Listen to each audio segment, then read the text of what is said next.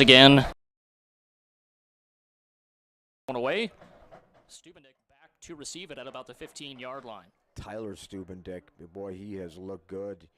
The Eagle special teams coach, Mike Zwiefeld, confident in his ability to catch the ball and return it.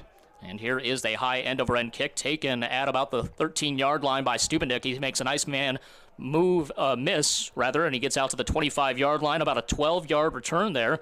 So a nice job there by the return man Stubendick, and again, a good field position for the Eagles. Two things you want in a return guy. One is good decision-making, and two, sure hands, and he has both of them. I want to come back to talking about that defensive line of the Eagles when we have a chance.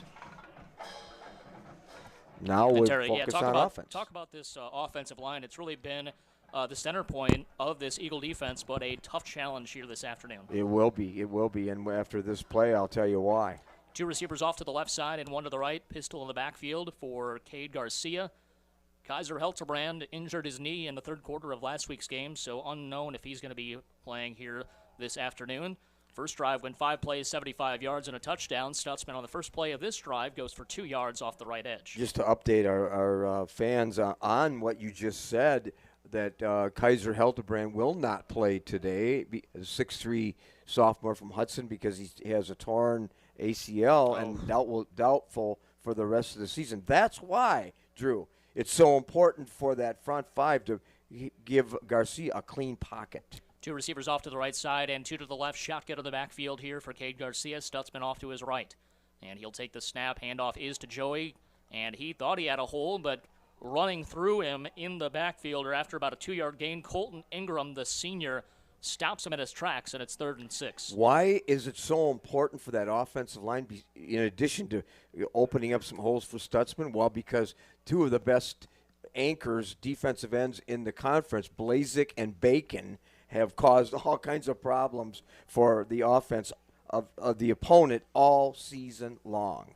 3 receivers off to the left side, shotgun in the backfield, and it'll be Cade Garcia. Waiting the snap, he takes it. Good pocket over the middle. It's caught by Matthias Enters. He takes a monster hit, hangs onto the football. Terry, how many catches like that have we seen from Matthias Enters?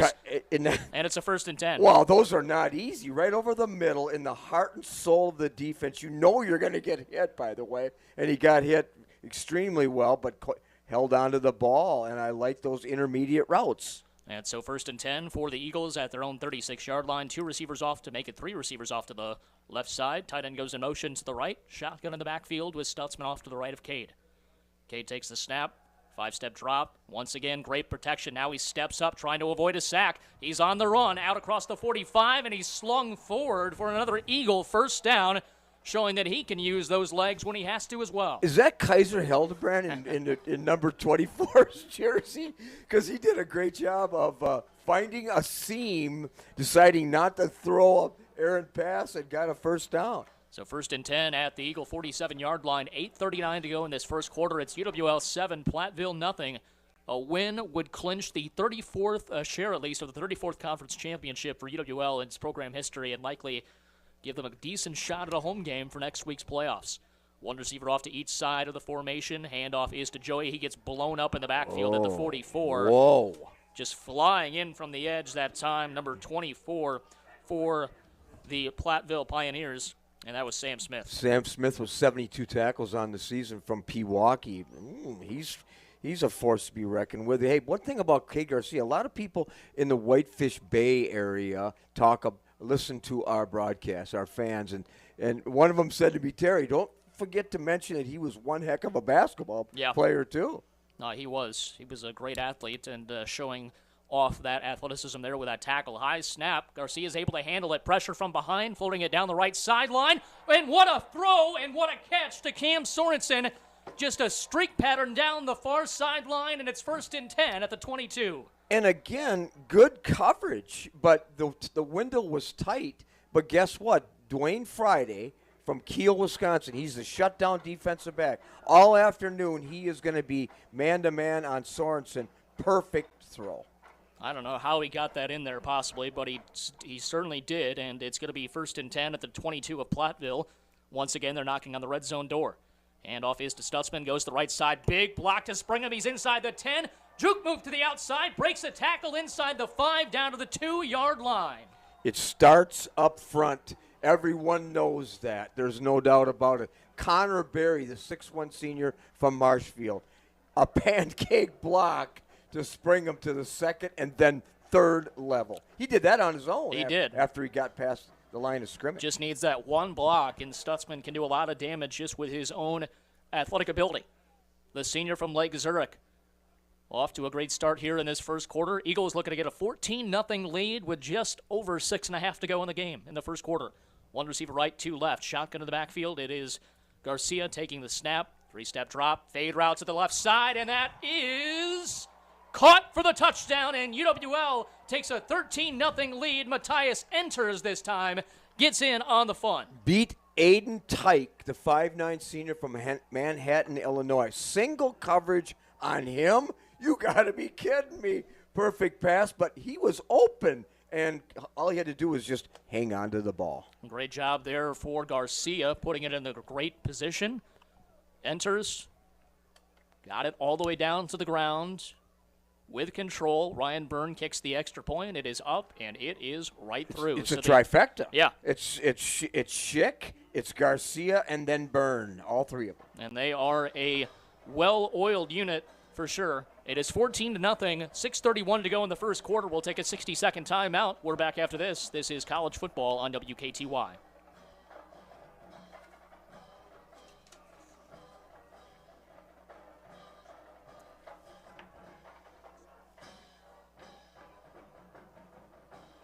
$60, please.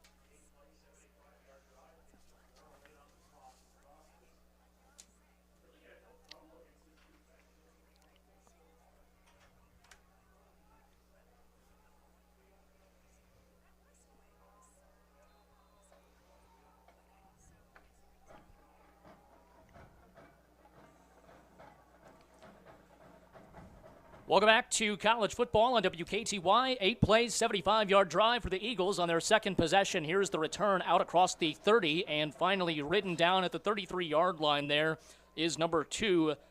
That is Carter Holson, the freshman from Cuba City, Wisconsin.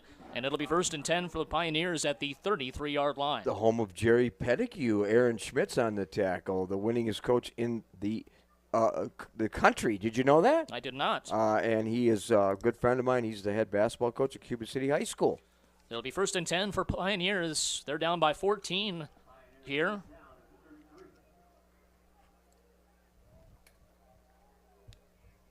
And 3 receivers off to the right side, 1 to the left, shotgun in the backfield.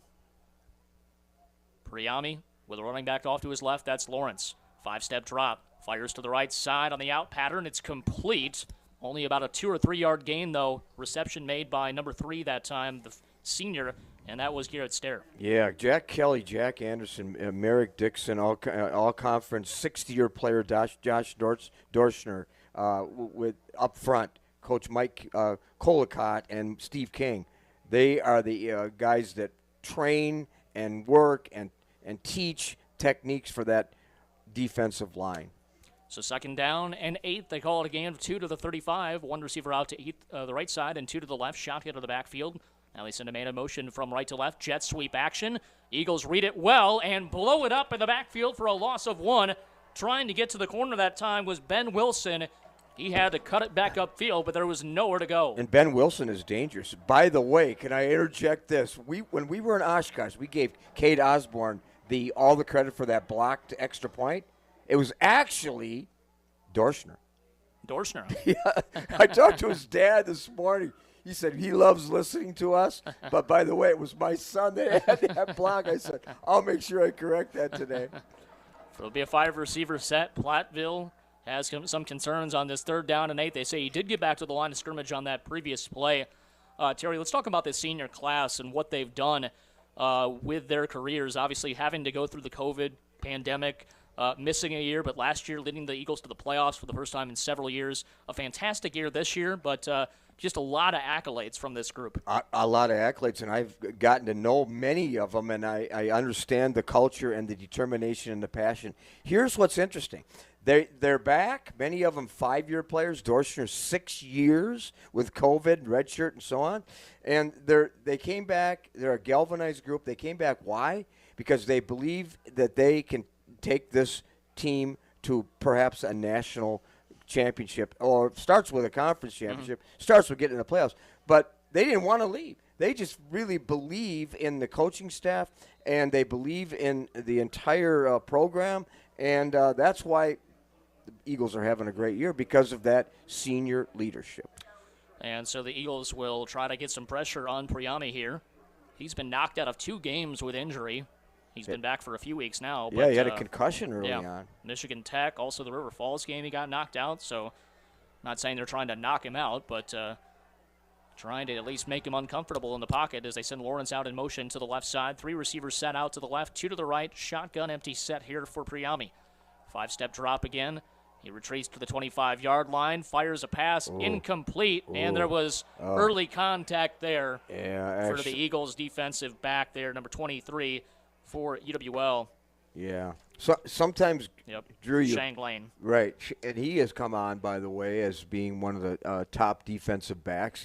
He's emerging as a key defender. But, sometimes we sort of question calls, which it doesn't mean to be have a critical mindset. However, now that was an easy call. Yep. That was absolutely the right call. And by the way, this is a great crew assigned to this game. Chuck Morning, who is a Division I women's basketball official, is the white hat in this crew from up in the Menominee area. There's a lot of good officials as I look at this particular crew here this afternoon. It'll be 1st down and 10 after the penalty out to the midfield marker. 5:01 to go in the first quarter. UWL with a 14-0 lead. 4 receivers set for Platteville, 3 left and 1 right. Priami with Lawrence off to his left in the shotgun formation. They hand it off to Lawrence. Good shifty juke moves to get to about the 46, and he stood up there. They say officially the 45. It'll be 2nd and medium. Yeah, Dorschner and crew in on that. We talked about captain early on, Elijah Alt, the senior from Lone Rock, 36 tackles. But it is his birthday today, too. So lots of celebrations. Happy birthday to him. Happy birthday to Ryan Daines. Happy Veterans Day weekend to all of our fans here this afternoon. It is going to be a lot of celebrations, obviously, yesterday. Lots of celebrations today with a very emotional pregame ceremony. And Eagles trying to cap off the weekend with a very impressive win here. 2nd down and 5 at the Eagle 45. 2 receivers to the right, 3 to the left. Priami was able to corral him 2 yards shy of a 1st down, 3rd and 2. I want to mention, too, a kind of a side note, Elwood Hairball, good friend of mine. He's been on the sideline, Drew, for like decades with a walkie-talkie, talking to the press box, giving down distance and giving who makes a tackle, giving information to all of us. He's having some health issues. Last week and this week, the first 2 times he's missed an Eagle home game in decades. So we best wishes to him. He's listening today, Elwood Hairball. 3:34 to go in the first quarter. 1 receiver out to the right side, 2 to the left. Shotgun to the backfield. And here is pressure in the face. And Jack Kelly, who had 3 sacks in last week's game, picks up where he left soft. And it's 4th down and a mile after it was just 3rd and 2. All conference last year. Monday, there's all-conference selection, and Matt Janisch was talking. I said, who's going to be all-conference this year? He said,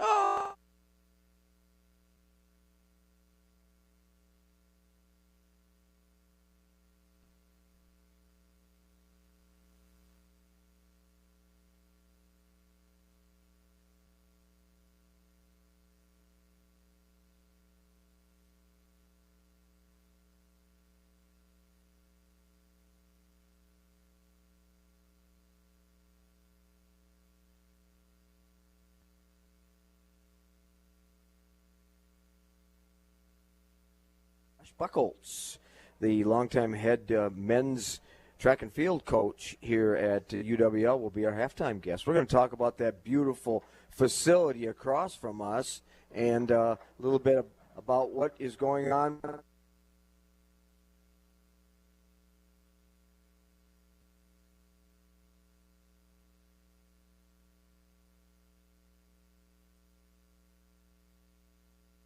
$6 million. I was antennas starting going off in my head, and I've seen the last couple weeks about this afternoon. One receiver out to the right side, three bunched up to the left, right near the line of scrimmage. Handoff is to Brant Bowman this time. First carry for him, and he powers through for maybe 3 out to the 23, maybe the 24-yard line. Pick up a 4 on 1st and 10. Difficult yards against that very strong, big, physical, and speedy defensive line of the Pioneers. But you're right.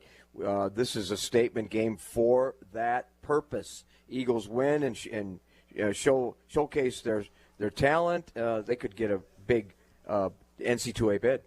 Trips receivers off to the left side and one to the right. Shotgun on the backfield. Garcia with Stutzman off to his left. And here's the handoff. Actually, Bowman again remains in the game. A nice shifty move in the hole as he gets close to the first down. Finally pushed backwards in a pile at the 29-yard line. One of the keys of this game, which we didn't, we came on late, is just what we're seeing now. Good yardage, good rhythm, moving the chains. Now it's 3rd and short. The Eagles struggle if it's 2nd long or behind the chains. Let's see what head offensive coordinator Michael McGuire does here on 3rd and short. 2 receivers off to the left side and shotgun to the backfield. Pistol in the backfield actually now as Bowman goes behind Cade Garcia. Cade looking over this Pioneer defense. He takes the snap, handoff up the gut, and big hole this time. Brant Bowman easily squeaks through it, and he's into the second level to the 39-yard line, 1st and 10. Noah Coleman. He's only 6'3" and 300 pounds from Wilmot. The key, when I watch offensive linemen, if you turn the shoulders of the defensive linemen and they become perpendicular to the line of scrimmage, you know that offensive lineman is doing their job, and he did an extraordinary job there. 2 receivers off to the left side and 1 to the right. Yost in the tight end out on the right side of the line of scrimmage. Shotgun in the backfield. Cade Garcia taking the snap. Play action fake over the middle. Perfect slant pattern to Matthias Enters. He's not going down without a fight. He's going to drag defenders to the Platteville 41 and another nice about 20-yard gain. Yeah, I'll tell you, Matthias Enters, that 6'2" senior from North Barrington, Illinois. 4 touchdowns on the season, 5 with the 1 in the first quarter. He is electric in the open field. And we have 18 seconds to go in the first quarter. It looks like UWL is content with letting this clock run down. And what a dominant quarter it was, Terry, for this Eagle offense especially. They are just moving it without any sort of issues at all. The first drive, 5 plays, 75 yards. The second drive, 8 plays, 75 yards. This drive has been fantastic as well. And they will flip sides of the field with a 14-0 UWL lead. 60-second timeout. We're back for the second quarter after this. This is college football on WKTY. The new WKTY Cares campaign, sponsored by the Kratt Lumber Company of La Crosse and Reinhardt Food Service, is the new way WKTY gives back to our community. Focusing on area programs that support our local kids, athletics, and those in need, WKTY Cares is aiming to make lives better in the Cooley region with targeted donations to local programs whose primary goal is also helping those in need. In November, the WKTY Cares campaign is proud to award River City Youth Hockey as this month's donation recipient, thanks to Kratt Lumber Company of La Crosse and Reinhardt Food Service. Midwest Family Entertainment. We had Midwest Family Entertainment for our reception DJ. I emailed probably 5 different DJ companies and chose the one that was best fit for my wedding, which was Midwest Family Entertainment. It was very easy, very fun getting everything put together. We made a list of requested songs so that the DJ could play them all. Everything went perfectly. You have to have a good DJ if you want to have a fun reception. My advice would be to call Midwest Family Entertainment. MidwestFamilyEntertainment.com. Welcome back to college football. Drew Kelly and Terry Erickson live with you this afternoon from Roger Herring Stadium. 3 receivers off to the right side, none to the left as we start the second quarter. Eagles will have it at the Platteville 41-yard line with the 1st and 10 after a nice play to Matthias Enters to close out the first. Cade Garcia with Joey Stutzman off to his right side. Safety showing blitz for Platteville. We'll see if he comes, and he does. What a great job that time. The safety on the blitz. That was Sean McMillan, and the senior makes the stop of the backfield. Boy, Sean McMillan from Beloit Turner just timed. Stunting is all about timing and instincts, and his timing was perfect. Take a look at some of these first half stats. Eagles have 11 carries for 63 yards of offense rushing, 126 yards passing the football. Cade Garcia, what a first quarter for him. 6 of 6, 126 yards, and 2 touchdowns here on the first quarter. It's going to be a Michalowski play in motion behind the backfield, and now here is Garcia going over the middle again. Deep crossing pattern to Ryan Byrne, and he is hit at the 20-yard line, and that's where he's knocked down, maybe the 21. But it's going to be 1st and 10 again near the Platteville red zone. Byrne just found that soft spot, sent the wideouts vertical, and Byrne just found the soft spot, and all he had to do was catch it because he was wide open. A little bit of a high catch, but he's able to put those hands up there and having no problem with it. There's Ryan Byrne. Are you the same guy that kicks the ball for UW? I think he is. He doesn't look like it. I mean, he's got the athleticism for about 3 or 4 different positions. He does. But Do you think you'll follow West Salem next Friday and you'll be broadcasting that game at Camp Randall? I sure think so. Hope so. You can listen to that on WKTYSports.com and also on 96.7 FM and 580 AM on Friday morning. Here's the handoff to Joey Stutzman. Bounces off his own lineman, and now he's going to get some help from his friends, and now he's thrown back. But not a bad game there. It looked like he was stymied pretty quickly, but he's able to get 4. I watched Noah Coleman again, 300 pounds, and just leveled the defensive lineman. And I'm sure he's like, this guy is pretty darn good, you know. Well, of course he's good. That whole offensive line. If there's a unit to get recognized in postseason honors in the WIAC, I'd take that offensive line. Take a look at Ben Hildebrand was the offensive player of the week in the WIAC last week. So I can't remember the last time an offensive lineman got a player of the week honor. But Noah Coleman recognized too. Yeah. 3 receivers off to the left side, none to the right. Here's a handoff to Stutzman. Stutzman unable to get through the tackle in the backfield. He squeezes ahead for 1. It's 3rd and 5. Dwayne Friday, a senior cornerback, comes up and makes a tackle. What does that tell you? Yep. Yeah, he was coming hard on the play and able to knock down Joey at the line, and obviously Stutzman always falling forward, and he gets 1 on the play. 3rd down and 5 at the 16-yard line with 12:20 to go in the first half. Eagles with a 14-0 lead already in field goal range, looking to get 7, though. I'm always amazed at cornerbacks that can fly to the ball that quickly when their first responsibility is pass, and then they run, and they get to the line of scrimmage. Right side for 3 receivers, 1 receiver off to the left side. Garcia over the middle, complete to Matthias Enters, takes another big hit, hangs on to the football, and he's down to the 5-yard line, a pickup of 11, and it's going to be 1st down and goal for UWL. You know darn well when you catch the ball in the middle, you better be ready for a crash, and that's exactly what happened. Alex Blizzard, talking about a crash. A blizzard is a crash. Crash to the system when you see it. From Maplewood, Minnesota, make the hit. 2 receivers out to the right side, 1 to the left. Yost to the tight end, right side of the line as well. Shotgun to the backfield. Joey Stutzman off to the left of Cade Garcia. And the sun is shining brightly here. It looks beautiful out. Of course, see what our cameraman Teague says about the weather when he gets back here at halftime. We appreciate him being on the roof. Absolutely. Here's a handoff to Joey Stutzman. Right side gets maybe 1. Another hard collision in the middle of the line there. It's going to be 2nd down and goal at the 4. It was a hard collision, and the first guy to meet him again was number 24. That time, Sam Smith, a linebacker from Pewaukee. Going to be 2nd down and goal at the 4-yard line. 11 minutes to go in the first half. Wasn't exactly expecting this kind of just completely domination early by UWL. You talk about what happened last week with River Falls with the kind of the weather kind of making things tough on the offense, but they've come out guns a-blazing here in this one, especially without their quarterback Kaiser Heltzbrand to help them out as well. Handoff is to Stutzman. Stutzman runs the middle, kind of got stood up there, and maybe back to the line of scrimmage. He's not happy. He thought he might have had a hole, but closed quickly. What did close quickly? Come on. Garrett Schumacher, a defensive lineman from Freedom at 300 pounds, was right there. Well, hey, I mean, those are tough yards up the middle. They are. You got to give credit to the resume of the defensive line from the Pioneers. I mean, they've played well all season long. Yep, no Those doubt. are tough yards. Third down and goal at the 4-yard line, trying to make it 20-0.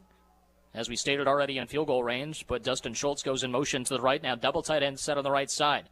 And here is Garcia looking to the fade pattern, back of the end zone. Incomplete, a little bit too far of the outstretched hands of Cam Sorensen, and it brings up 4th down and goal at the 4. He was not open. No. I mean, it's a good thing the ball was thrown high and into the track because there was great coverage on the backside for the Pioneers. Ryan Byrne will come out to kick the field goal.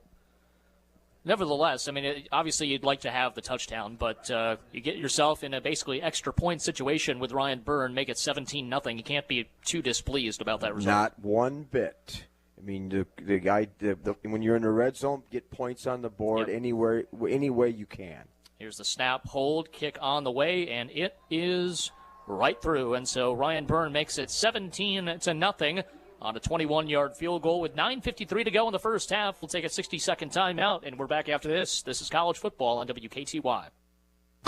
There's a pizza joint on George Street. Seems like it's always been there. You look in the window, you see them preparing the dough, adding fresh, made-in-house sauces, non-stop toppings. Then it's some quality time in the oven till the cheese is golden brown and the crust is cracker crisp. That pizza joint on George Street is T. Joe's Pizza. Come get a taste of the tradition. T. Joe's Pizza, carry out and delivery. Because 7 days without pizza makes 1 week. T. Joe's Pizza in La Crosse.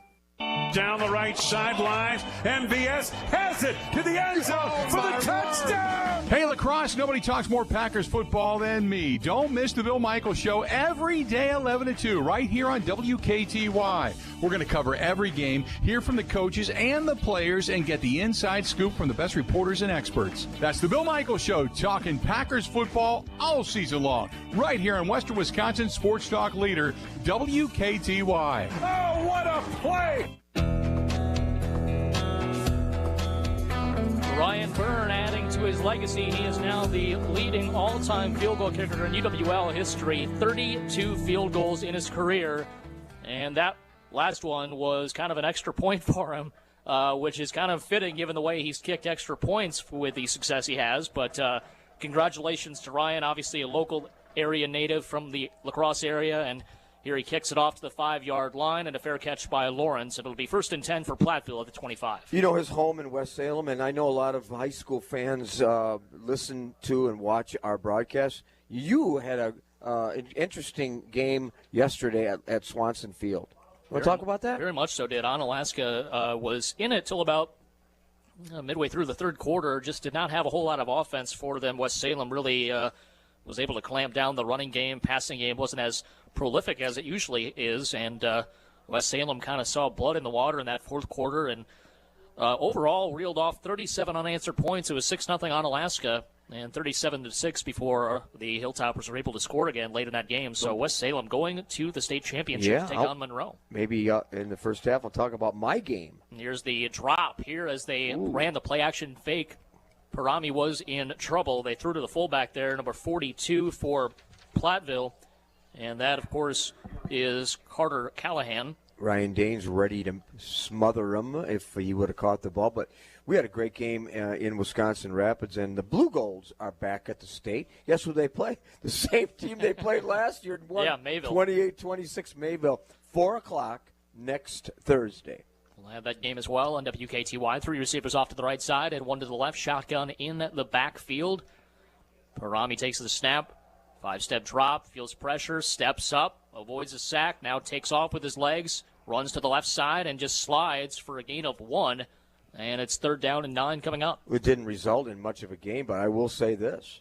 The Pioneer offensive line did a nice job that time of giving him an opportunity to find a receiver, but he couldn't find one. Great coverage on the back end for UWL. Priami has been pressured pretty much every play in this game.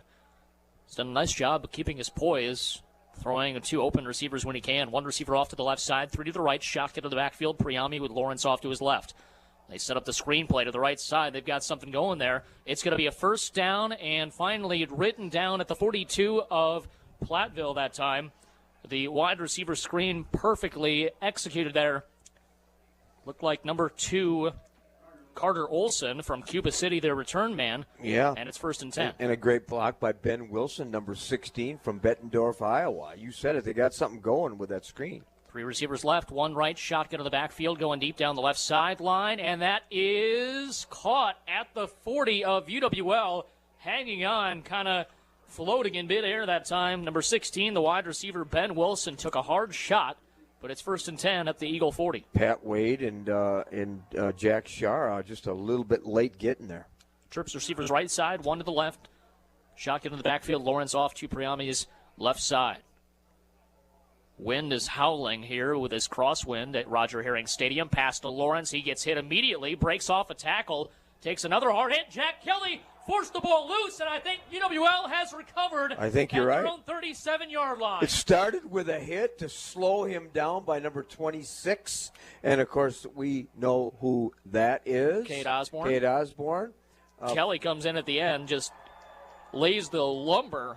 Yes, he did. Well, and keep in mind he sprinted 20 yards from his defensive line position. Yeah. To pick that off, and turnovers. Matt Janisch said, if we have 3 turnovers in this game, create 3 turnovers, we'll win. Well, that's one right there. One right there here in the second quarter. A.J. Spicala with a man getting the return, or the fumble recovery, rather. 8:12 to go in the second quarter. Eagles with a 17-0 lead, looking to make it more here with this drive. And again, have a good field position. Stutzman off to the left of Garcia in the shotgun. And good momentum that time for the Pioneers. Yep. And snuffed out quickly. Here's the handoff to Stutzman. Big hole trying to drag the defender, but he's pulled down from behind at about the 42-yard line. Pickup of about 4 on 1st and 10. Ben Hildebrand in his 5th year senior making a good block. And, of course, I like the way the Michael McGuire, the offensive coordinator, mixes up the versatility and the balance of the run-pass. Doing a nice job of scripting plays. 2nd down and 6 after the run there by Joey Stutzman, the senior from Lake Zurich, Illinois. 1 receiver off to the right side. 2 to the left, shotgun in the backfield. Will Yost to the tight end, left side of the line. And here is Garcia. Handoff is to Stutzman. Stutzman runs into a wall, gets what he can, maybe 1 on the play, brings up 3rd down and another 5. Boy, Sam Towles. Do I have that right? Towles, yep. Towles from New Berlin. Sam Towles with a good block. Get tackle, number 4. So it'll be the Eagles with a 3rd down and 5 coming up. They've had several of these in the first half and have converted every one of these, except for obviously that down in the red zone. But they've been prolific on these 3rd and mediums. Have not really been behind the sticks very much at all in this first half either, Terry. One time. Yeah. Schultz in now as a blocker. 1 receiver right, 2 to the left, shotgun in the backfield. It's Garcia, takes the snap. 3-step drop, pressure from his blind side. He floats one to Cam Sorensen. He's not able to get to it. And it's 4th down and 5. And luckily, Cade is able to get up perfectly fine. There but was he got hit hard. Oh, yeah, from the blind side. Garrick Schumacher from Freedom, Wisconsin, 300-pound senior, right in Garcia's face. And that's not going to feel good. And especially on a day like today when we have a 22-degree day with all the wind that we have. But Damian Lee for the Blue Goals had some incredible tackles, sacks last night. Yep. From the blind side. Oh, he just was on display. Tag Habendick will have the return here. He's going to catch it at the 20-yard line, and he's out across the 25, takes it to the 30, and finally tackled at the 33-yard line. My apologies, number 2. Again, that was Carter Olson, their punt returner. Ben Michalski, running back from Watertown, part of that special teams unit. Happened to see Derek Schaefer from Madison in the tailgate. His son, Dryden Schaefer from Madison, an Eagle. And Derek was an outstanding receiver here for the Eagles, and he's here to watch his son. I asked Matt Janisch about him. He said he's one of our key special teams player. It'll be 1st down and 10 for Platteville from that spot. 17-0. UWL with the lead, 6:32 to go first half. And here's the handoff up the middle, and Lawrence bounces off the defender after he has a nice stiff arm, and he gets about 4 yards on the play to the 37-yard line. He ran into Ryan Daines, ran out of Ryan Daines' arms, and then Ryan Daines caught up with him and tackled him. Just trying to slow him down and able to get the solo tackle after the second effort. So it'll be 2nd down and 6 at 37 of Platteville. Do want to let everybody know that UW-Whitewater currently on top of Stevens Point in the first half. 28-3 was our last update there. 2 receivers bunched up to the right side for Platteville, 1 to the left, shotgun in the backfield. Pitch play off to the right side for Lawrence. Lawrence finding a block, and he spins off the defender. Tackle Elijah Alt slowed him up, but not before he picks up a first down to the 45. Got a nice block by K.C. Riddell, a 6'4 junior from Mount Pleasant, Wisconsin, to get him some good yardage. So 1st and 10, Platteville kind of running a little bit of a hurry up here. 3 receivers off to the left side and 1 to the right. Priami in the shotgun formation. Lawrence off to his right side. 5-step drop, pressure immediately. He's sacked. Jack Kelly, his 2nd sack of the afternoon. He's got 5 in the last 2 weeks. We're not even at halftime, and it's 17-0 Eagles. That pressure's going to keep on coming. That was an absolute speed rush. Yeah. There's a bull rush. There's all kinds of rushes. That just demonstrated his electric speed. He's been having a heck of a last 2 games, really a heck of a season, obviously, but really when they've needed him most, he has really started to come off the ball quickly, and that time he does the same thing. Timing. Yep. Timing the snap. Anticipating the snap. He's right. 4 receiver set, 2 left, 2 right, shotgun to the backfield. Priami, 5-step drop, rolls out to the right side, fires over the middle, complete to his check down man, Lawrence, and he weaves his way through the first initial defenders, but it's going to be 3rd down and 12 after the gain of 5 on 2nd and long. He had no choice but to go to his check down receiver. That time tackled by number 39, Jack Anderson. We don't talk about him enough, and he is a load, too, the defensive lineman from the Academy of Holy Angels in Minneapolis. 4 receivers set on the field for this 3rd down and 12. 3 to the right, 1 to the left. Shotgun to the backfield. Priami giving instructions to his old lineman. Lawrence now off to his left. And now we've got whistles and a timeout going to be called by head coach of the Eagles, Matt Janis, trying to get this football back to his offense. And we'll take a quick 30-second timeout. We're back after this. This is college football on WKTY. When you feel that crispness in the air, it can only mean one thing. Nutbush City Limits. Catch college and NFL games at Nutbush all season long. The only thing better than the crispness you're touching your lips. Get domestic buckets for just $11 at the Bush. Or grab yourself a 2-topping pizza with a domestic pitcher for only $22. When you're ready for some football, go to Nutbush City Limits. New building, same old bar. Come as you are. Off Highway 35 and on Alaska to Nutbush City Limits.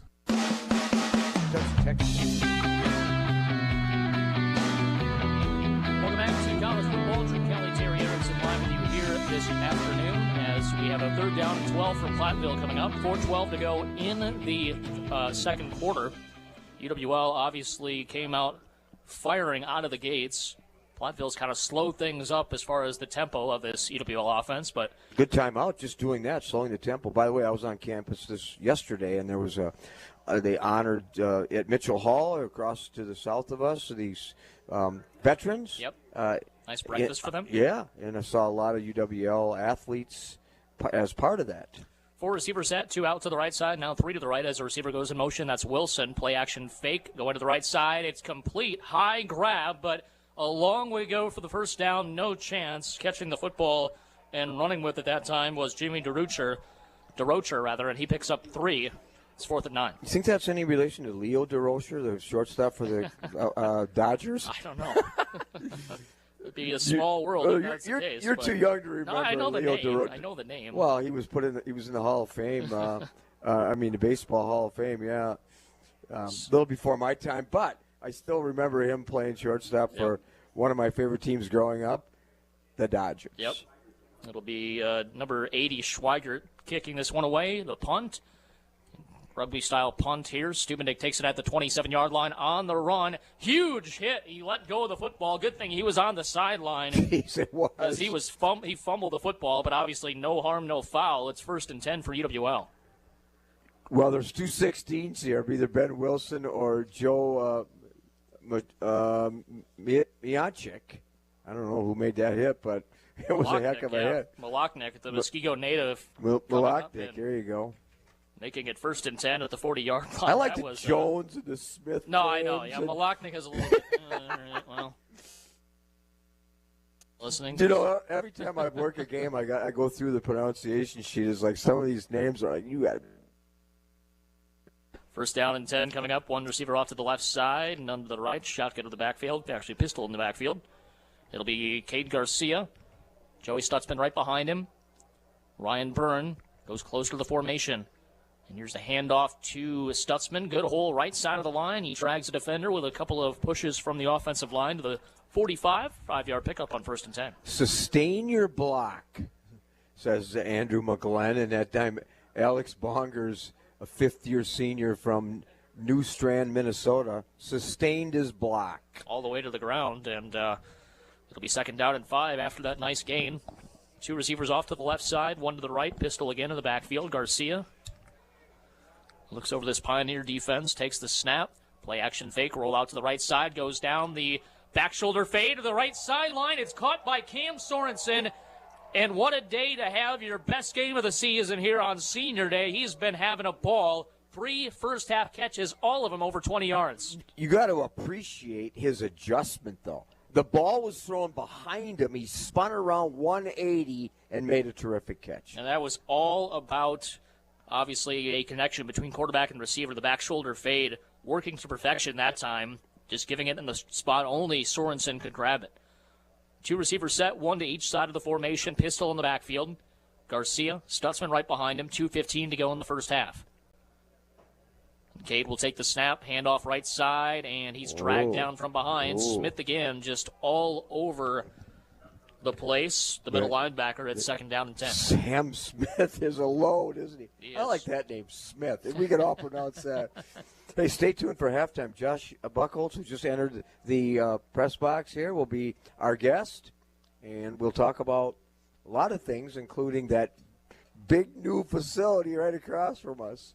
Lots of great stuff happening with UWL Athletics. Obviously, the soccer program winning their first-round game on Friday evening. They'll be playing later on tonight as well. Yeah, we'll talk about that, too, because what a season they're having. 1 loss, 1 tie, 20 wins. 2 receivers off to the left side, 1 to the right, shotgun formation, and Byrne all sorts of time, floating one to the left corner of the end zone, incomplete, enters, dives for it just a little bit too far for him to handle, and it's 3rd down and 11. There was space there, wasn't there? There was. He was open. It's the first pass that Garcia has thrown that hasn't been nearly perfect.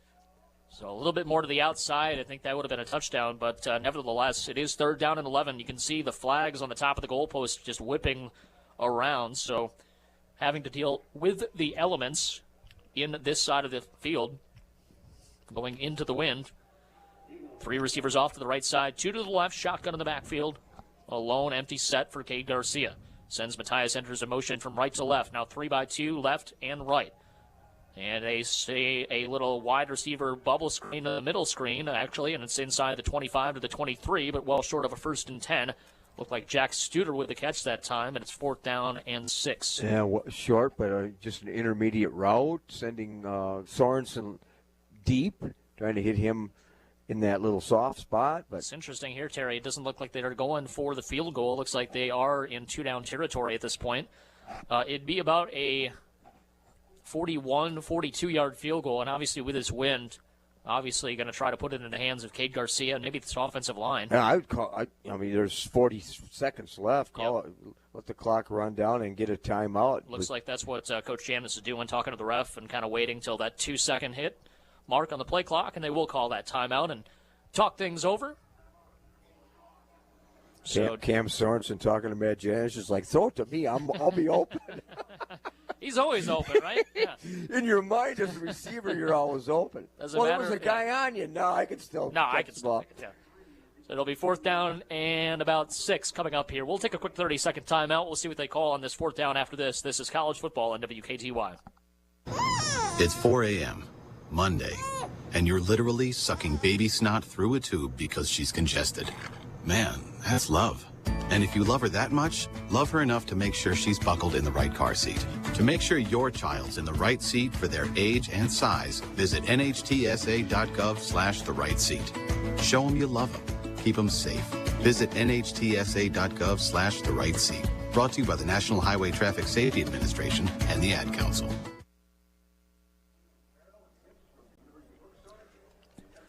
Welcome back to college football. Drew Kelly and Terry Erickson live with you here this evening, as it'll be Ryan Byrne who will kick the field goal. And it'll be about a 40-yard attempt right now from here. So we broke the field goal career record for UWL on about a 20-yard field goal. Now it'll be a 40-yard attempt into the wind, into the goal post to the right of us. As you watch on your video feed, snap, hold, kick on the way. It's blocked. And it is a block by Platteville. They just got pressure up the middle. Somebody jumped high into the air to high point it. And it'll be 1st and 10 for Platteville at about their own at 22 or 23-yard line. Looked like Colton Ingram, a senior linebacker from Byron, Illinois, was one of the guys right there at 6'4". Now we have a discussion between the officials, and Cade Garcia was arguing that it was touched by Platteville, picked up by UWL, but they are going to have the defense out there and put Platteville on the field offensively. So notice a very brief caucus discussion, which is what officials are told to do. Don't delay the game. Don't compromise rhythm and so on. They just make a quick. But that didn't happen last night in Rapids. There were so many stoppages of action. Just make your decision. Be concise and let's go. Right. Yep. So it'll be 1st down and 10. 3 receivers off to the left side, 2 to the right. Priami alone in the shotgun formation, trying to get a couple of hero shots, maybe to get it into field goal range. Pass to the right side, complete to Ben Wilson, shoved out of bounds at about the 27-yard line. And that'll be a gain of 7, 3 yards shy of a 1st and 10, and the clock stops with 21 seconds to go first half. Cade Osborne, who had a great, having a great year and a great game last week on the hit. 3 receivers again to the left, 2 to the right, shotgun in the backfield. Priami looking over this Eagle defense, takes the snap. A little short screen pass out to the left side this time. Catching it and picking up a 1st down. That time is Garrett Stair.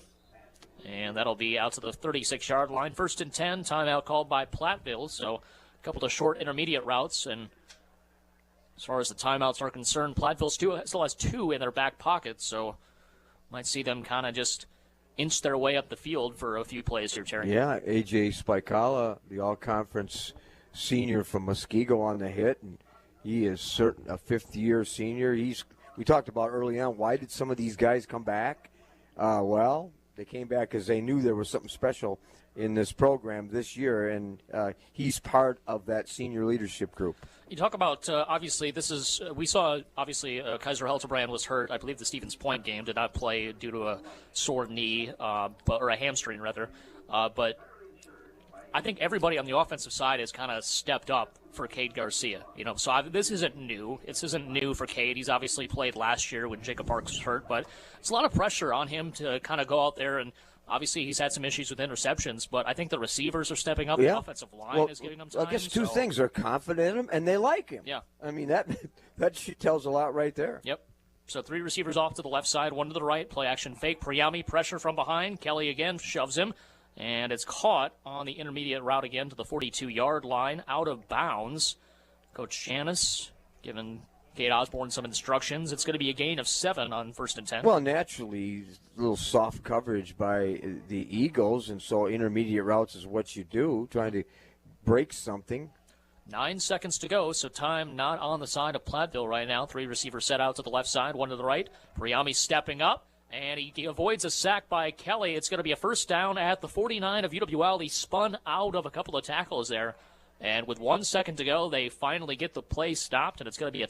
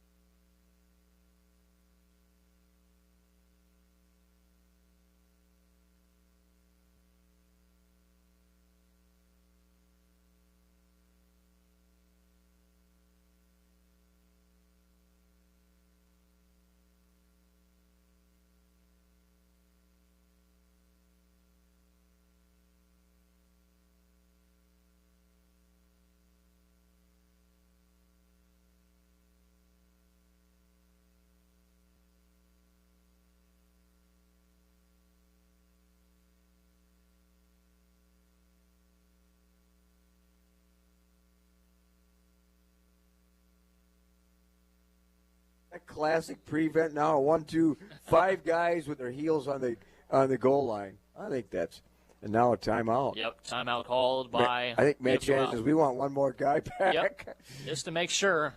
So you're going to obviously a pre-snap look if you're the Pioneer quarterback is like, I don't think I'll throw it deep. I think I'll throw it right in that big bubble in the middle and see if see a couple lobs and.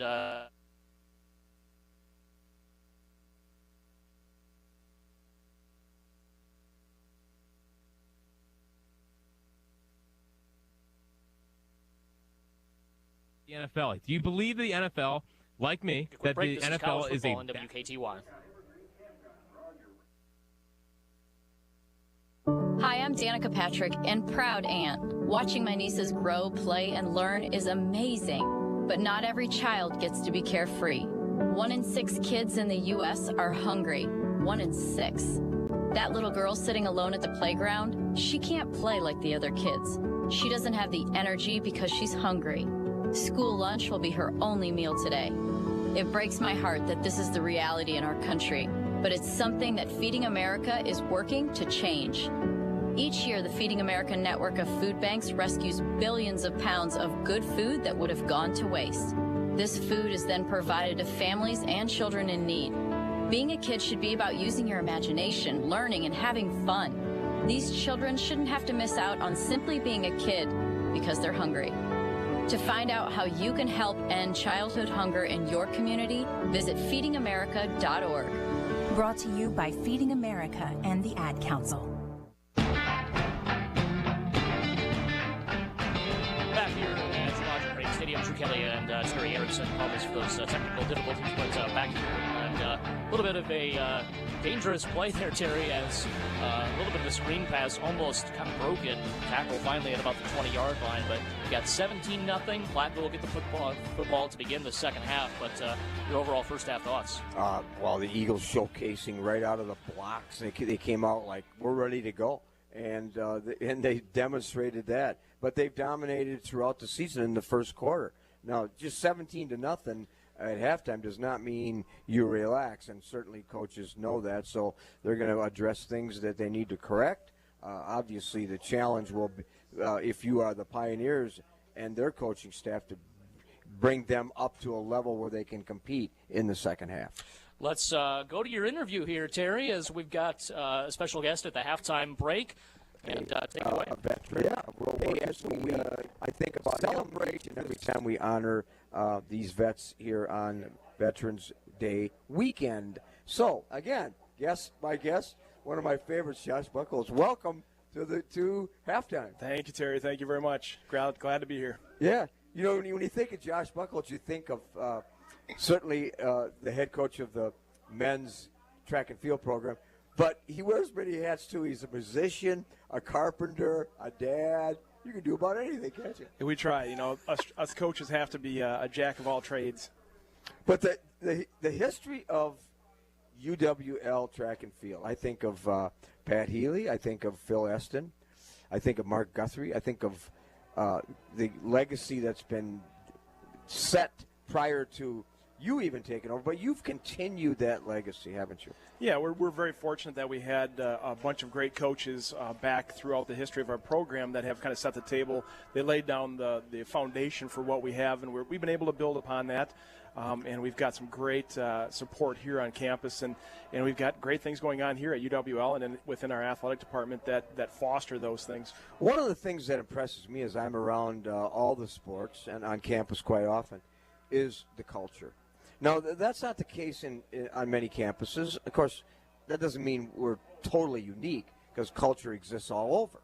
But it's something that I can feel and see when I'm on campus and at Mitchell Hall.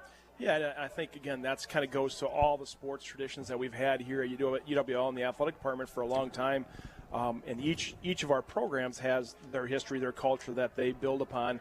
And that's no different from our men's and our women's track programs, the football programs here.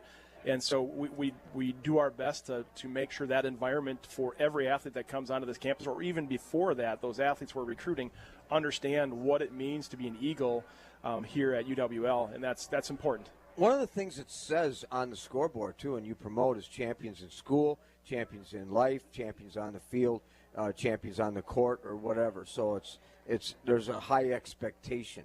And I don't know, a lot of our listeners probably, and people in the community don't maybe know that when you look at academic honors and team honors and individual honors, UWL is right near the top. Absolutely, and that goes across, that goes for our whole athletic department. The statistics on a yearly basis of student athletes having a higher GPA than our general student body here on campus.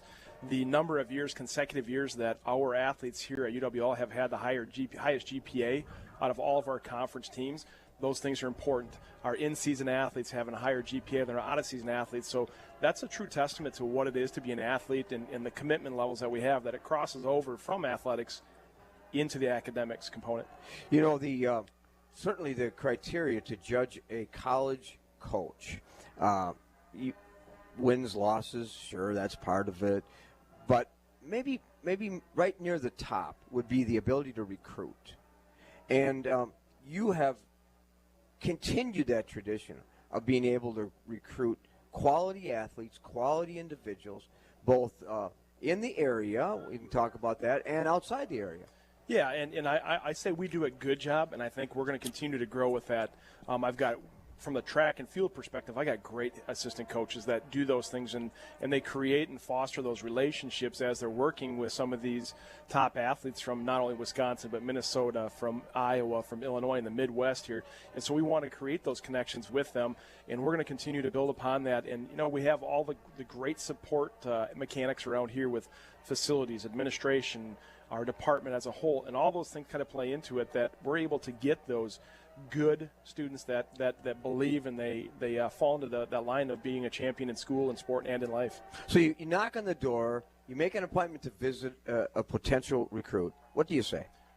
The first thing is I want to get them to campus. I want to get them here to meet our coaches. I want to get them here to meet our team, which is probably the most important part, is sitting down and being in a room with all the guys on the team. Get in there and to get that feeling of what it's like to be an athlete in the track and field program here, and that they get that confidence that this is a place they want to be, and they understand that culture when they talk to all the guys there, and they understand it. The best recruits that we have that we want to come here are the ones that, you know, it's always nice to have that blue chipper that comes in running fast times or jumping far or high, but the ones that walk in and go, hey, you know what, I may not be your best guy right now, but my goal in the next 3 years, 4 years when they're here is to be that number one, to work and learn from the guys that are around them, and to be able to communicate and work with the coaches and to get the most out of their career at the college level. So you have a meeting with your team as you begin the season, and we'll talk a little bit about that in a minute. But I'm interested in this. You get all your athletes in a room, and you meet with them, and this is the beginning of the season. What do you say to them in terms of what the expectations you have for them for the season? And a lot of that goes on well before that first meeting. A lot of it's going to go on because we set our season up after the state track meet, after our national championship. And so then those expectations are set there. It's like, here's the plan for the summer. You're going to take, whether you're a returner coming back in, whether you're going to be a senior in high school that's going to be coming here, we're going to take the month of June off, and then we want you to commit yourself to track and field. And then so that time just to mentally and physically, emotionally step away from it, get hungry to do it again. And at that point, the lifting starts. And then sequentially, then once we're on campus, the conditioning starts. And then coaches show up when season's here. And that commitment level's there. And I want to make sure that one of those first meetings is like, listen, we have limited amount of roster spots. We are at this year, in particular, we had 126 guys trying out for the team. And I let them know, it's like, we give everybody an opportunity to be able to showcase themselves here at UWL. I'm going to say, if you're from Maple Northwestern, you don't see your track until the middle of May because there's snow on it, or you're from down in the metro area, we're going to give you all a fair shot at this and give you an opportunity to show what you can do. So do you customize training for each athlete or each group of athletes? Because certainly with all the different events, not everybody trains the same way. Absolutely, absolutely. So a big shout-out goes to our strength and conditioning director, Phil Whiteside. He's also our throws coach. And so over the summer, he's writing workouts that we send to the guys that they can do over the summer. And he's writing anywhere between 3, 4, 5, even up towards 6 different lifting workouts per week for these athletes to do those things, so that way they're a sprinter is specific to his event, and a thrower is doing something different. And those things go into it. And then once we get into the season, same thing. They start getting very specific at what they do here at UWL in the track and field world. Again, our halftime guest, Josh Buchholz, head men's track and field coach, UWL. In his 15th season, 16th season. Yeah, I lost track. I'm telling you, I think it's 15 here at La Crosse and another 7.5 up at another institution here in the state of Wisconsin. You mentioned your Phil, one of your assistants, and you've been blessed with Derek Stanley, a lot of other people. You're the head men's coach, but just to flip a little bit to the women, I know Coach Nick Davis and Katie Wagner, a good friend of mine. So. On both the men's and the women's side, quality coaches. Absolutely. We have, hands down, in our conference, the best coaching. And the good thing is I just talked earlier today, I was talking with a former student athlete that was at a different institution in here, and he goes, they see those things. Other schools see that. It's like, you've got continuity. Coaches are here. They stay here. They committed to the program that we have at La Crosse. And he goes, we didn't have that. So things aren't as good other places. So I look at it and go, we are very fortunate having Coach Davis, Coach Wagner, our distance coaches, Coach Skywitz, everybody across the board. And here's the deal. We got 2 high-end programs in that track and field world. And both of our men's and women's are they're striving for national championships in the nation every year. In the nation, I want all of our listeners to know. Derek Stanley, he's a good friend of mine. I've watched him coach the cross country. Do you have an update on what they did today? Yeah, both the men and women were second at the North Region. That's the first step towards the national championships. Both teams are now qualified. They will advance to the national championships. And I know from the men's side of things, talking with Coach Stanley, they're looking at a little bit bigger picture. You never look at it from you don't want to sit back and guess on things. But I'm going to tell you right now, what they did this weekend was as much in the running and coaching realm for cross country and track and field, the X's and O's. This was a good X's and O's thing, and I'm going to be excited to see what they did this weekend is going to pay off in 1 week from now as they go to the national championships. We got some talent. Ethan Gregg, local kid from Aquinas. I remember him. He's going to be a top 3 finisher at the national championship. Where's that at? Yeah, they will be going down into Michigan. I'm not exactly certain where it's going to be at, but it's in Michigan. Not a warm weather state, huh? No. They don't. Those distance, they're going to stay in that kind of that moderate temperature. They're not going to be going any too far south. Before we end the interview, again, Josh Buchholz, my guest here. Look to the east. Now, this is a beautiful campus, much different than when I went to school here decades ago, of course, when it was just a couple of buildings. But we got to make sure we get this in. I look to the east. One of the most impressive multi-million-dollar buildings on campus. Tell us about it. Well, first and foremost, what we have here from both the indoor and outdoor complex, the football, soccer, all this stuff, it's bar none one of the best in the Midwest. I don't care what division you're talking about. That new facility along with the outdoor and this whole complex is unreal, fantastic. We are so excited. So, okay, take us through it. Take us on a little quick virtual tour. We have 2.5 minutes. The biggest thing that we have in here is that we have the actual track competition area that we have in there is going to be one of the largest areas that we have outside of a banked or 300-meter track that some of the schools do have at the Division I level. It's going to be state-of-the-art. This is by far one of the best indoor venues in the Midwest. We've got 3 pole vault runways. When your head coach was a former pole vaulter, you get 3 pole vault runways in there. We have one of the safest and the best throws areas in there. We have long and triple jump runways completely off the track. One is designated for one's designated for women. We've got a 300-meter warm-up track around the top. We have locker rooms in that facility for men's track, women's track, lacrosse, and softball. We've got an athletic training facility in there. We have a meeting room in there. It's going to seat 100 people, so that way our team can go in there and not have to worry about trying to find a place on campus big enough so we can have our entire team. So I've been only looking at the windows. I've been looking at the windows, Coach, because it's not open yet, but I'm looking forward to the day when the community can see that building. And by the way, when you have your January 15th inter-squad meet, you bring back the alumni in January, right? Yep, absolutely. Talk to one of my best friends, Peter Morris. Talk to him oftentimes. He's listening today. He just finished Ironman in St. George, Utah.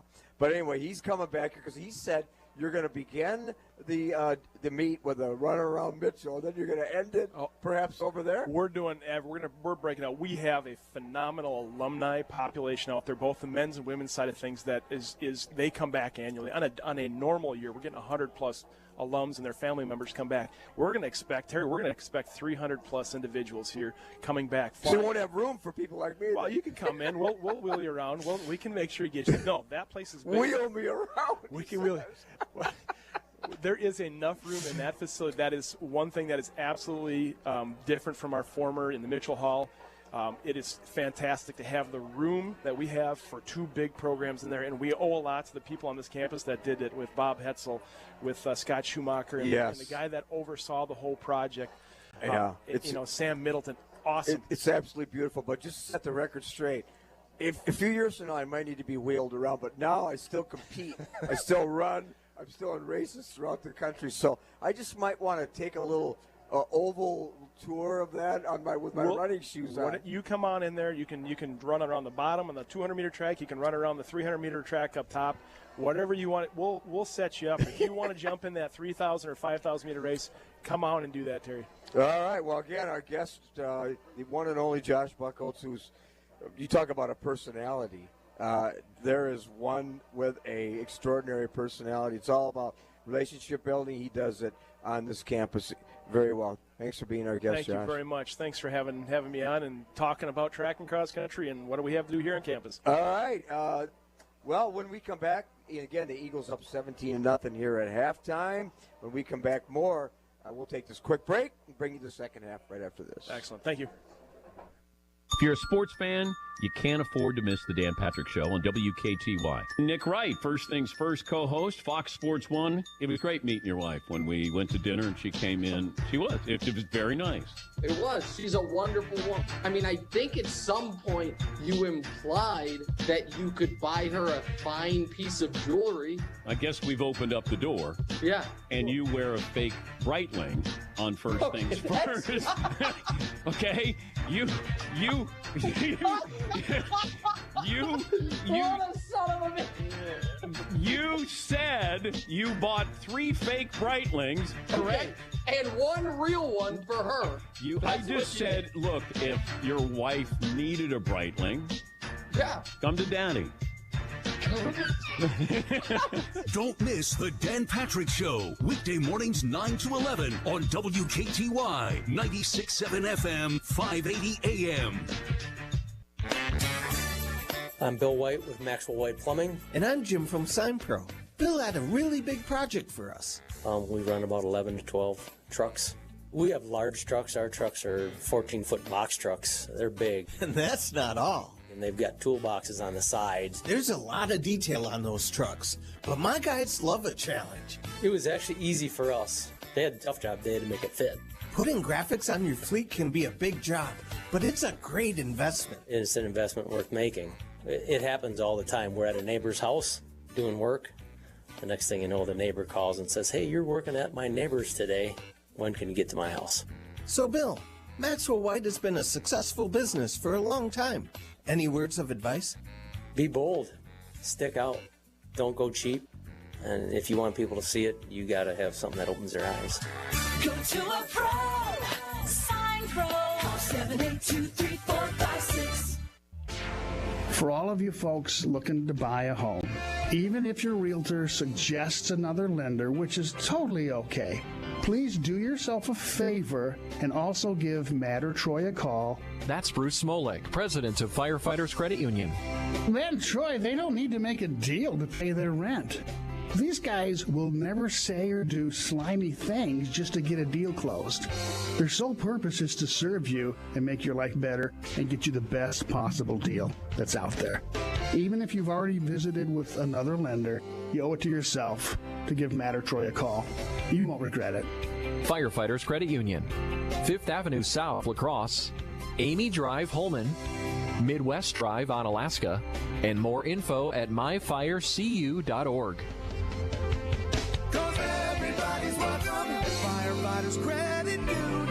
Equal housing lender. Membership eligibility required. Deposits federally insured by NCUA.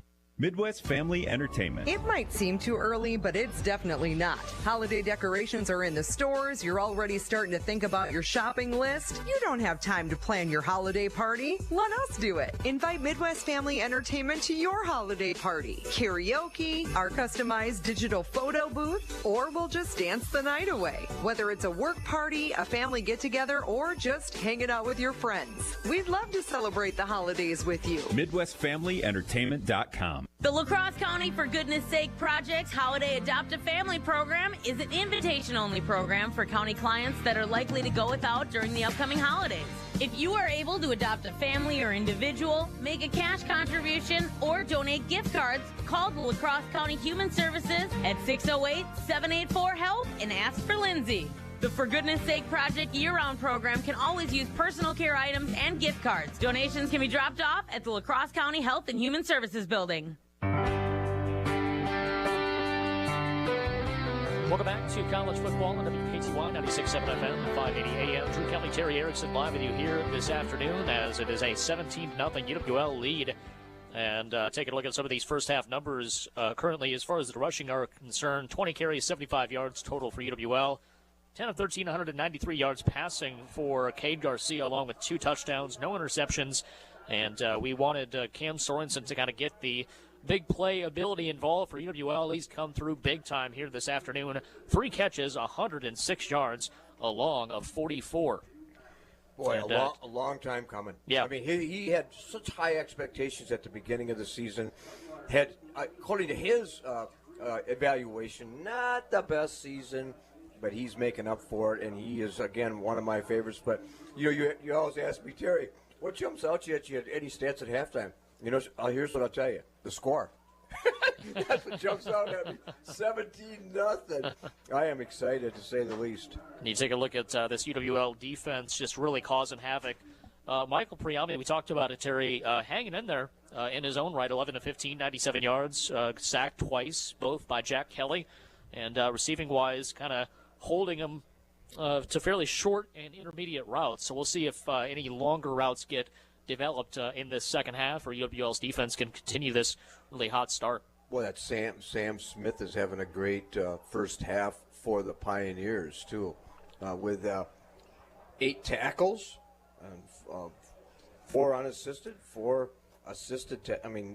That's and 2 tackles for losses. Yeah, he's been all over the place, no question. And as we near the second half kickoff coming up, Terry, what are some of the keys for Eagles to get a victory here this afternoon? Methodically work your offense just in rhythm, like Matt Janisch told me on Friday morning. We just need to second and short. We first down, just grab a few yards, be methodical, stay within the system, develop rhythm, develop confidence, and that's the kind of game that the Eagles like to play. So. But I guess hold on to your seats, though, because in the second quarter, we saw the potential explosiveness with the Pioneers. So don't be surprised if they put some points on the board. Nope, they've been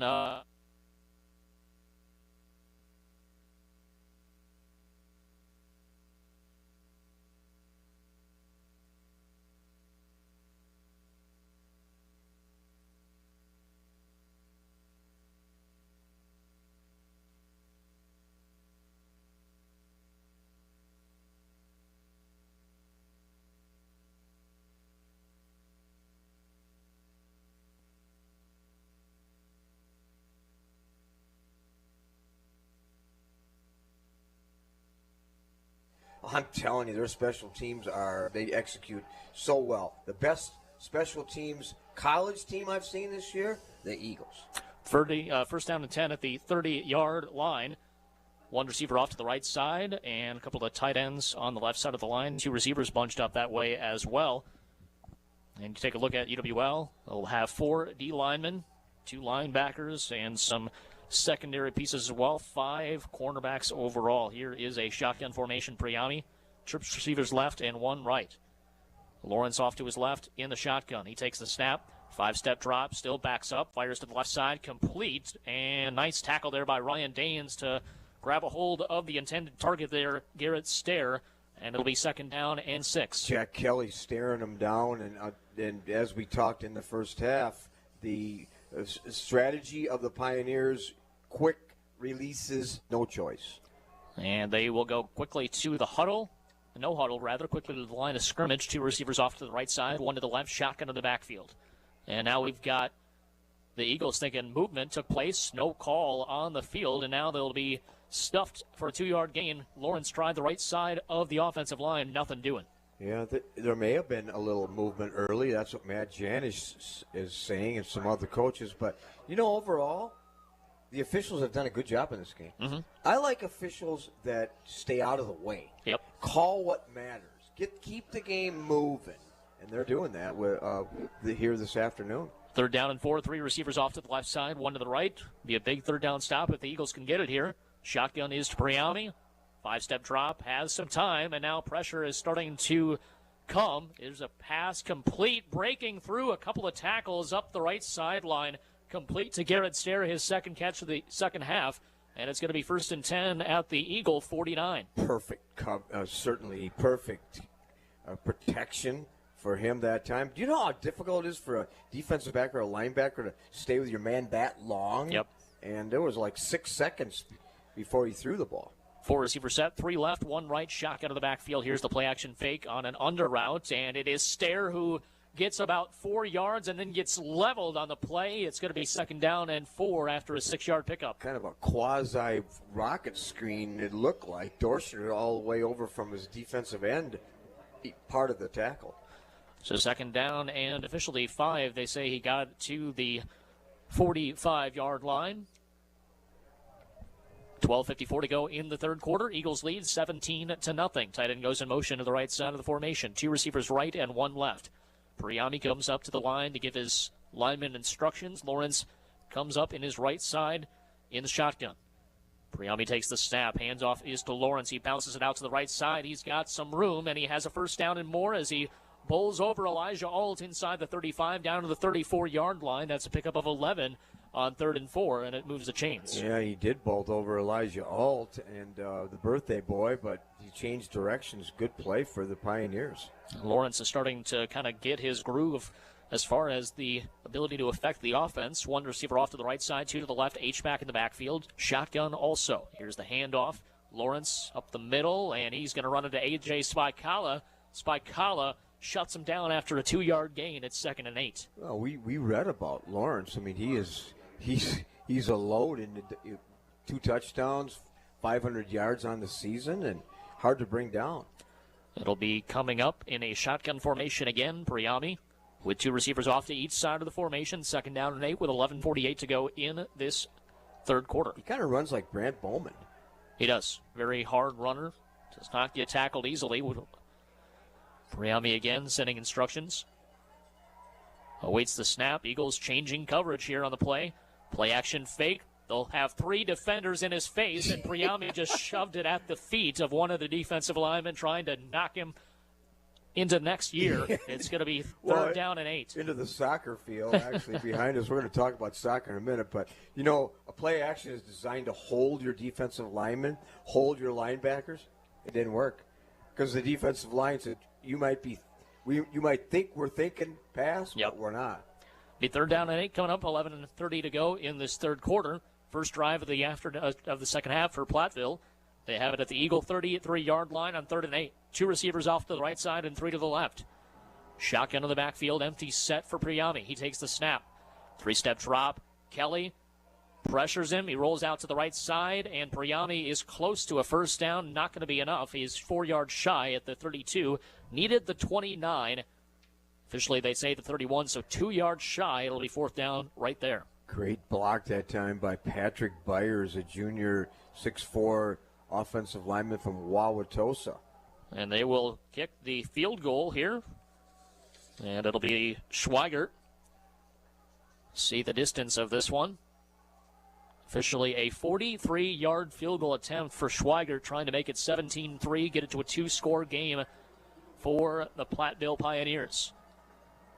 10:55 to go, 3rd quarter. Snap, hold, kick on the way, and it is good. Perfect. What a leg there for Schweigert. Kicks it through the wind. Perfect snap, hold, and 3 points for the Pioneers. 17-3, 10:51 to go in the third quarter. We're back in 60 seconds. This is college football in WKTY. Did you see what he was wearing today? Honey, can you come here? I gotta go. And bring towels. Wow, Mom, it looks like a Demogorgon died in here. My chia seed and coconut smoothie exploded. What's a what? Don't worry about it.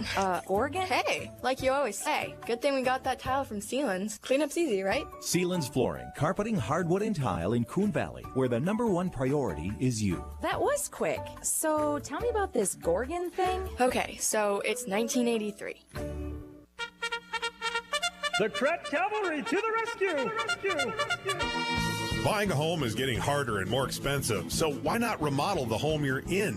Krat Lumber has the materials you need and the names you want, like Marvin, to make the home you're in the home you want. Call or go to KratLumber.com. Great selection and complete service, start to finish. Quick, pick up the phone and dial 788-2600. Krat Lumber, La Crosse's only full-service lumber company. Premium products, superior service since 1948.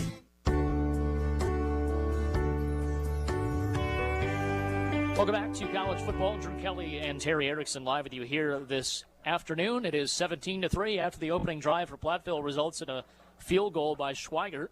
And here's the run-up in the kick. And it's taken by Ben Michalowski out across the 20-yard line, out across the 25, angles to the right side, and is finally dragged down by two Pioneers at the UWL 30-yard line. So that'll do for UWL. And they'll bring out Cade Garcia in this offense yet again. Michalowski looks like he's been in the weight room a little bit. He does. He's the kind of guy you hang around about 2 o'clock in the morning when you leave one of the bars on 3rd Street. It's like, do I know you? Well, can you just walk me to my car? That's what you do with that offensive line. You try to you find one of those guys at 2 in the morning. And 43-yard field goal there for Schweigert. There'll be one receiver off to the right side and one to the left. Pistol formation in the backfield. And here is Cade Garcia. Stutzman right behind him. High snap. He's able to handle it. And Sam Smith picking up where he left off in the first half. He nails Stutzman for a 2-yard loss. Where in the devil did he come from?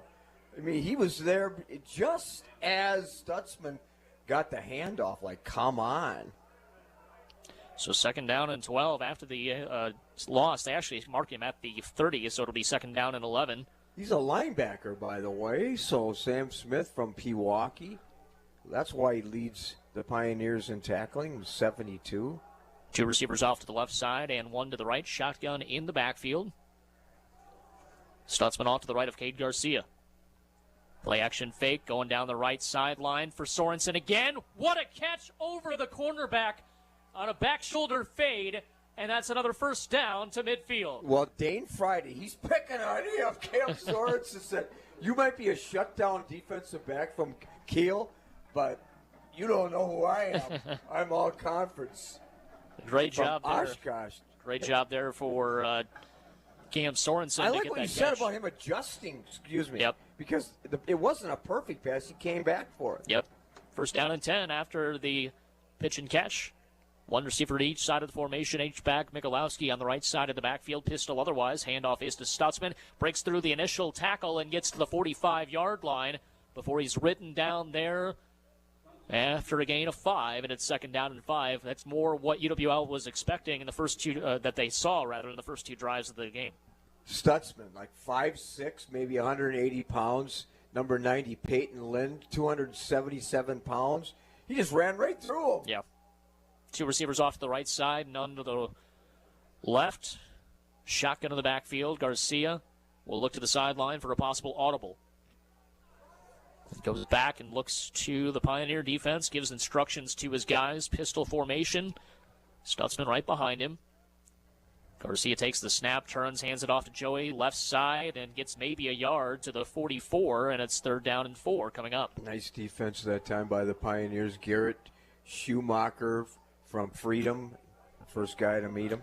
8.5 to go in this 3rd quarter. UWL trying to make it 9-1 and all but clinch a playoff spot and possibly a home game in the first round of the playoffs next week. But you got to take care of business here this afternoon in the 2nd half. Good possibility. Yep. We would be home I think it is. if that indeed occurs. But let's focus on what's going on here this afternoon. One receiver right, two left. Eagles number 7 in the country. Here's the snap. Garcia has time in the pocket, goes incomplete. Looking for Jack Studer. Not sure if it just slipped out of his hands, but off the mark.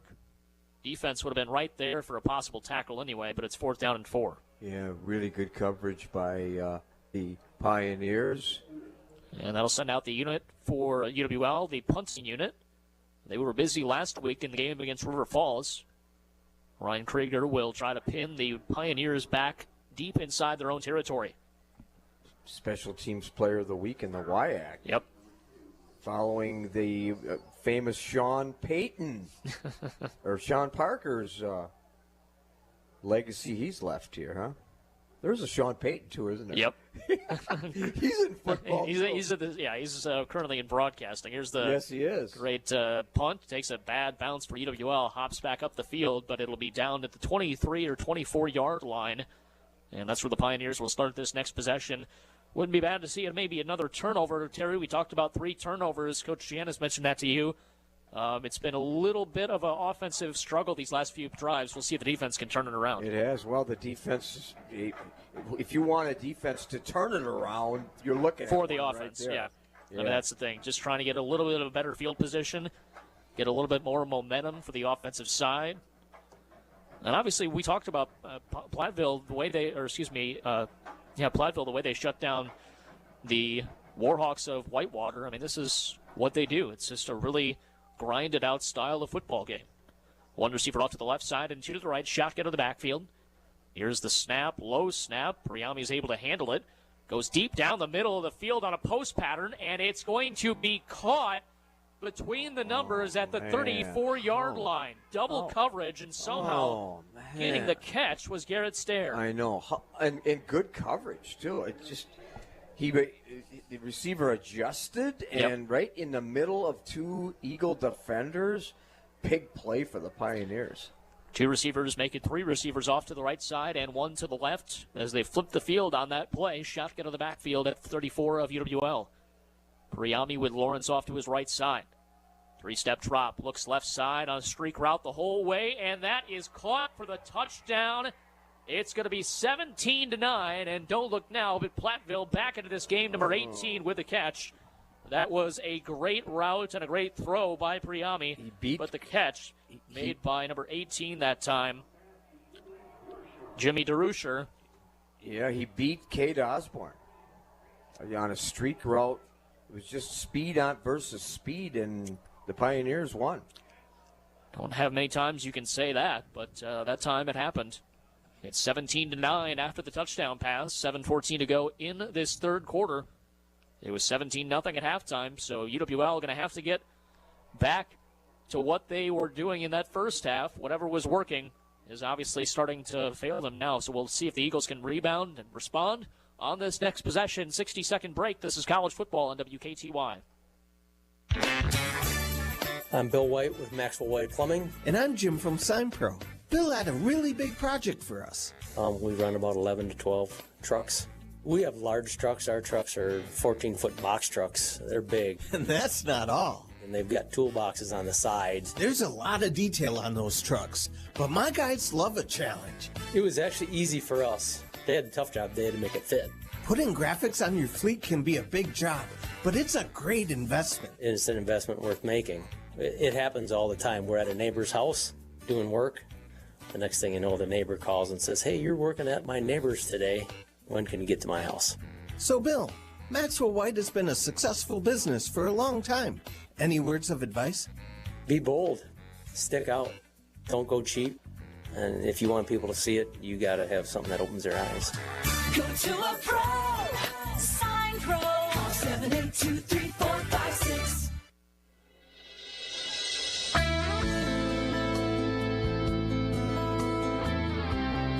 Welcome back to Roger Herring Stadium. Drew Kelly, Terry Erickson, 17-10, a 2-play, 76-yard drive lasting 39 seconds. And the Platteville Pioneers are back into this game, 17-10, touchback on the ensuing kickoff, and it'll be 1st and 10 for EWL at their own 25-yard line. I know it's an overused cliche, but the Eagles need to answer with a statement touchdown, methodically taking it down the field, or maybe a home run pass, something to bring the fans and the team back into the game.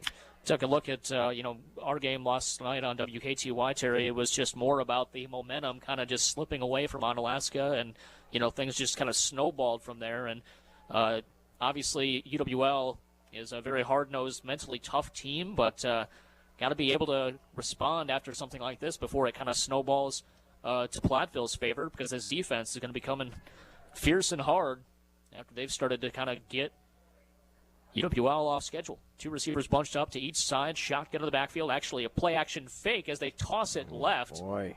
And that is incomplete, looking for Stubendick that time. Tyler Stubendick out on the flat, and it's 2nd down and 10. Wind really starting to pick up now. It is, but talked about in the pregame, Justin Blazik, who's 9 sacks during the season, 6'5" senior from Naperville, was right in Garcia's face. So you see the snow flurries flying across the screen here. It's 2nd down and 10. 1 receiver off to the left side and 2 to the right. Shotgun to the backfield. Stutzman off to the left of Cade Garcia. 7:09 remaining, 3rd quarter. Eagles with a 17-10 advantage. Handoff is to Joey. Hesitation move, and he drags a couple of linemen for Pioneers to about the 27-yard line. Pickup of 2 or 3. They say to the 28. It's 3rd and 7 coming up. That hesitation did not help him. It gave time for Sam Smith to make another tackle. Now, he's on the way to get a game ball here this afternoon. At halftime, he had 8 tackles, 2 of them for loss, and he's had a couple more tackles for loss in the second half alone. 3 receivers set out to the right side, none to the left, shotgun to the backfield. Here's Cade Garcia. Takes the snap, rolls out to the right side, gets to the edge, and now trying to find somebody going over the middle. Complete. It's Cam Sorensen across the formation at the 39-yard line, and that is enough for an Eagle first down. A classic example. When you know your quarterback's in trouble, you're the lifeline. Come back, show yourself, be available. That's what you talk about in basketball. Just be available. He was available. Yep. Great job by him knowing where to go. Obviously, Garcia keeping his eyes down the field at all times as well, realizing that Sorensen had a lane, and he found him. 1st and 10 at the UWL 40. 6 minutes to go, 3rd quarter. 2 receivers out to the right side, none left. Yost to the tight end, left side of the line. Handoff is to Stutzman up the middle, and he gets about 3 or 4 before the hole closes up. Officially the 44-yard line, and it's going to be 2nd down and 6. Wall of bodies in there to bring him down. In the first half, the Eagles controlled in the neutral zone, in the trenches. In the second half, they're still controlling it. I'm not giving up on them, but the defensive line of the Pioneers has strengthened, to say the least. Take a look at this defensive line. As we mentioned, Justin Blazik, Peyton Lind, Garrett Schumacher, and Tyler Bacon trying to make things tough for Joey Stutzman and company here this second half. 1 receiver off to each side, shotgun in the backfield. They send a man in motion closer to the line of scrimmage. Stutzman is buried in the backfield. No chance, and that was number 44. Colton Ingram, the linebacker, screaming off the edge. It's 3rd and 10. Perfect time to call a stunt. And now the Eagles in a tough 3rd and long. We'll see if another personnel grouping change coming in, too. Yep. Matthias enters. Jack Studer, Cam Sorensen check in. So, too, does Tyler Stubendick. Have not seen Max Stubendick here today. He's been a big-time factor as far as the receiving yardage these last few weeks. 3rd down and 10. Once again, 4 receiver set, 3 left, 1 right. Shotgun to the backfield. Garcia steps up into the pocket, has some room, fires complete, and another hard hit taken, but catching the football. Matthias enters. Oh, wow. How'd you like to get hit by? He's taken about 7 kidney shots in the last 2 weeks. Oh, kidney shot is right. Oh, man. Sam Tosh with Towles has just done a great job of just... Towles, I got to get that pronunciation right. Towles with a great hit right across the middle, but how do you like that for stepping up in the pocket and opening up your field of vision? 2 critical 3rd down conversions on this drive. 1 to Cam Sorensen, 1 to Matthias Enters. It's 1st and 10 at the 41 of Platteville. Pistol in the backfield, 1 receiver off to each side. Garcia takes the snap. Handoff is to Joey. Breaks through the wall of defenders at the beginning and gets to the 38-yard line. Almost broke that for even more, but just kind of tripped up there at 2nd and 7. There you go again. Peyton Lind had him. 277-pounder, and he ran right through him. 3:30 to go in the third quarter. He never Eagles gets- 17 and Go ahead. Platteville 10. Sorry, he never gets hurt either. I mean, let's hope that indeed continues. Yep. But, I mean, he's not a big guy, but he just runs low, keeps his legs going. He's in great shape, and he runs through tackles. Did so there as well to at least get what he can. 7 yards left for a 1st and 10 at the 38-yard line. One receiver to each side again. Shotgun to the backfield.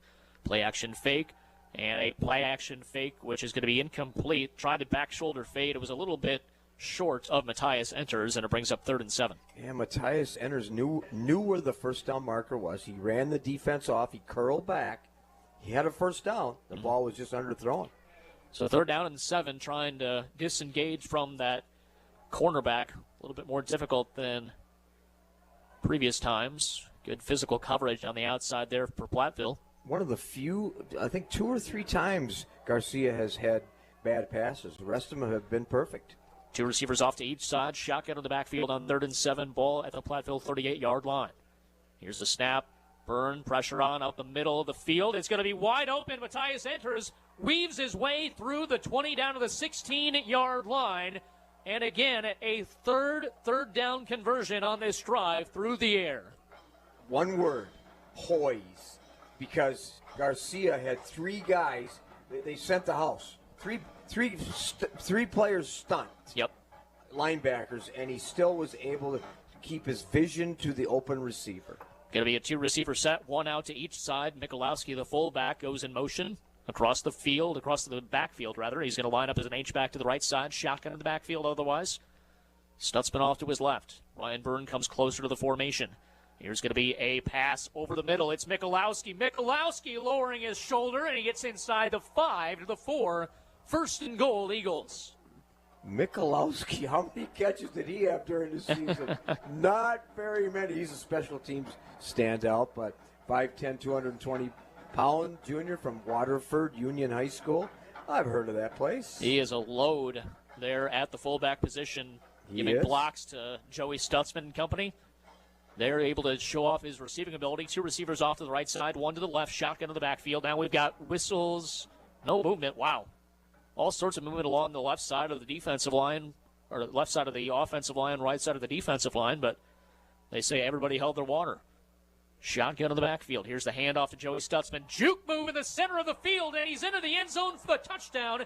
UWL, what an answer by the Eagles. It's 23-10. Feet, footwork, quickness, deception, perseverance. Actually, he ran through. Colton Ingram was right there to make the hit. He was. And Colt, you know who Colt Ingram tackled? Thin air. Right. He ran right past him. Ryan Byrne getting set for the extra point to make it 24-10. We said, Terry, that UWL needed to answer that last drive. They certainly did. Ryan Byrne with the extra point. It is good, and the Eagles have taken a 24-10 lead with 1:32 remaining left in this third quarter. 60-second timeout. We're back after this. This is college football on WKTY. And now for the weather. Here's meteorologist Stormy O'Day. Okay, I don't even know what this is. Behold the wheel of weather. Today will be... Ooh, that's not good. And say we try that again. Is this going to take very long? When it comes to your comfort, you don't want to wait for a do-over. I'm Mark from Schneider Heating and Air Conditioning. Our Gold Star maintenance will help make sure your heating and air conditioning equipment is running at its best. With our Gold Star maintenance plan, we'll schedule your annual appointment at a time that works for you. Schneider Heating's Gold Star maintenance plan gives you a discount on yearly cleaning and adjustment of your furnace and air conditioning system. Get more out of your heating and cooling with increased efficiency. Give us a call and we'll work with your schedule. Turn to the experts, Carrier and Schneider Heating and Air Conditioning, La Crosse and Winona. Schneider Heating and Air Conditioning, your comfort is our business.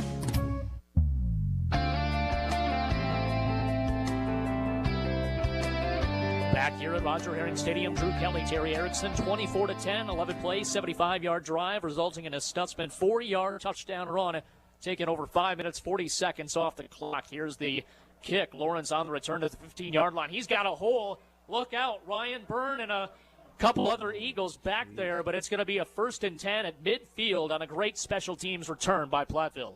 Big running lane right up to the right sideline. Mason Herlitsky, a wide receiver from La Crosse Central, making the hit. The hit, Yep. yeah. Ooh, good starting position for the Pioneers here. Half the field. Heck of a hit.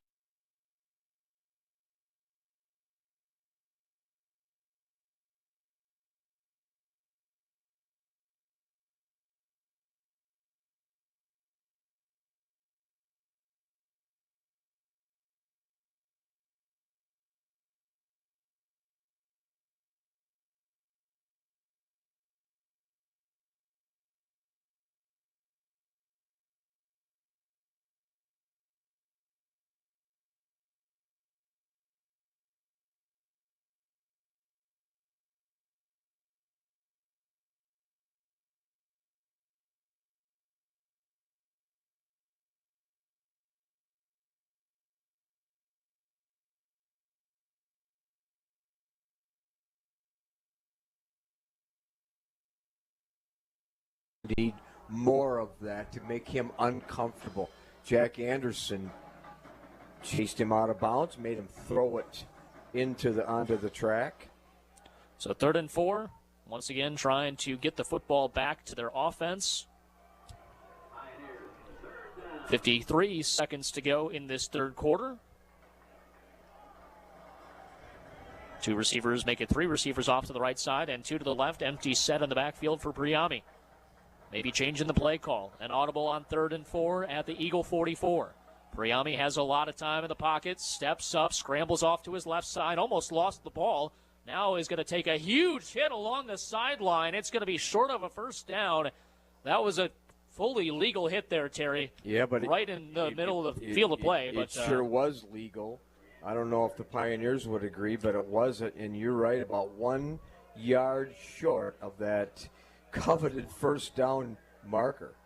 We got 25 seconds to go. They do have to run another play. Or wait a minute. Yeah, they're moving the chains, but don't do that, guys. It's 4th down. It is 4th and 1. Down. Yeah, 4th down. So I would think they'd let the quarter run out before making a decision on a play selection. And obviously, Platteville saying the play clock has to be reset. Right now, the play clock means delay a game. Eagles are saying, penalty, where's the penalty? Yeah. Lots of hand, and there it is, the penalty. Oh. And the Platteville coaching staff, a couple of booths next to us, Terry, are going apoplectic. I'm not sure about that, huh? I think, does that need to be reviewed? Well, I guess we don't have a review on that, but... 4th down and 1. We'll see the call here. Was that correct, do you think? I thought it was going to get reset after it took a while for the chains to get moved around. And that's why there's a caucus, because... Yeah. And the coaching staff from Platteville obviously arguing their case to the referees down on the field. And they should. Yeah, I agree. Because there's... shouldn't there be been a stoppage of play because the chains were moved? Right. That was my mistake. initial indication, and the play clock obviously never stopped and kept going. We're going to get the call pretty soon here. Well, Chuck Morning, the white hat. Coach Janis saying it should be a 5-yard penalty back to 4th and 6. I don't think so. Well, now we're going to get everybody going to their sidelines. 2 seconds left on the game clock in this 3rd quarter. It's UWL 24, Platteville 10. Trying to sort out this kind of mess towards the end of the quarter here. 2 referees conferencing with Coach Janis. A couple of referees conferencing with UW-Platteville's coaching staff. This is not necessarily a rule book kind of discussion. Yep. This is a discretionary kind of decision. Just trying to see Coach Janis's demeanor on the sideline. He doesn't look too pleased, so...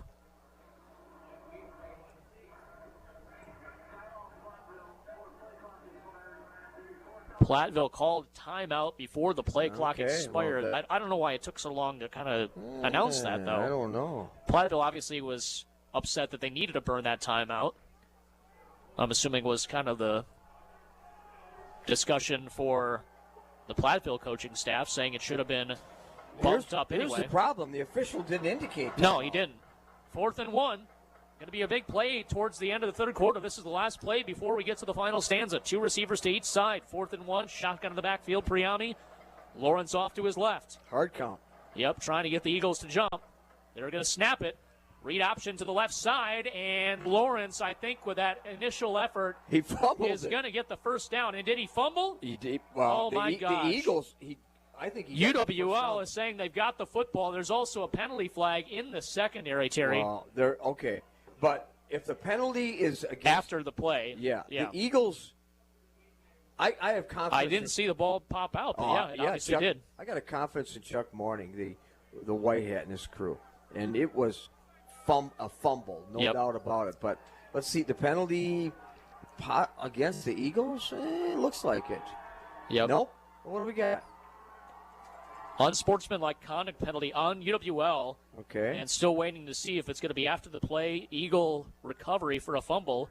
First down, UWL. It's a turnover on the Platteville Pioneers. A fumble there by Lawrence. Is that a break or what? Yeah, no kidding. So, because he had the first down initially, Terry, and obviously somehow coughed that ball up. And so why would you have a penalty after you get the ball? I mean, somebody must have said something. Yeah.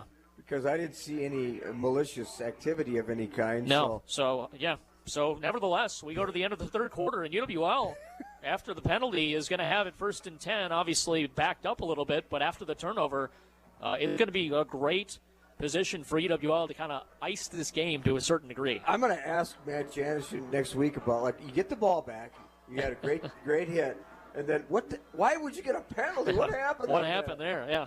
Maybe he won't be truthful with me, though. I don't know.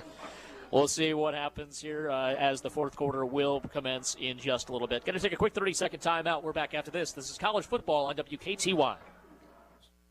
Transform your home with great flooring from Menards. With thousands of flooring options and top brands like Tarkett, you'll find the perfect flooring to give your home a fresh, new look. Choose from our huge selection of Tarkett waterproof vinyl plank, easy to install sheet vinyl, and durable laminate flooring that stands up to pets, kids, and everyday life. Now through November 13th, get 11% off all Tarkett flooring at Menards. Save big money at Menards.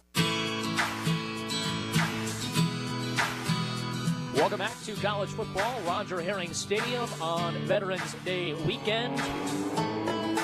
As the Eagles will have it 1st and 10 at their own 25-yard line after the fumble recovery on the defensive side of the football. 2 turnovers now by Platteville. And what was the magic number, Terry?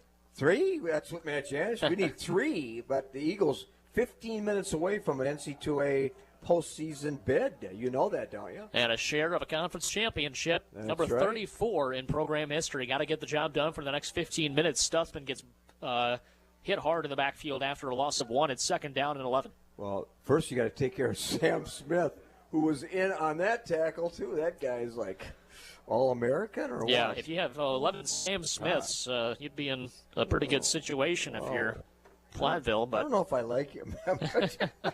Just kidding. 2nd down and 11. 3 receivers out to the left side. Shotgun to the backfield. Garcia takes the snap. Steps up into the pocket, pressure is on, and he just eats the football. And that took a big hit. That almost looked, it is. It's going to be a helmet-to-helmet penalty. It was, and that was an accurate call, whether you're a fan of the Pioneers or you're a fan of the Eagles. Yeah. Right in the head. Sam Smith, 24 onto 24. Garcia took a huge shot. He kind of popped up, and refs quickly separating them, obviously, but it's not a break for the Eagles. It happened. It's a helmet-to-helmet collision. Right, it's not a target. Yeah.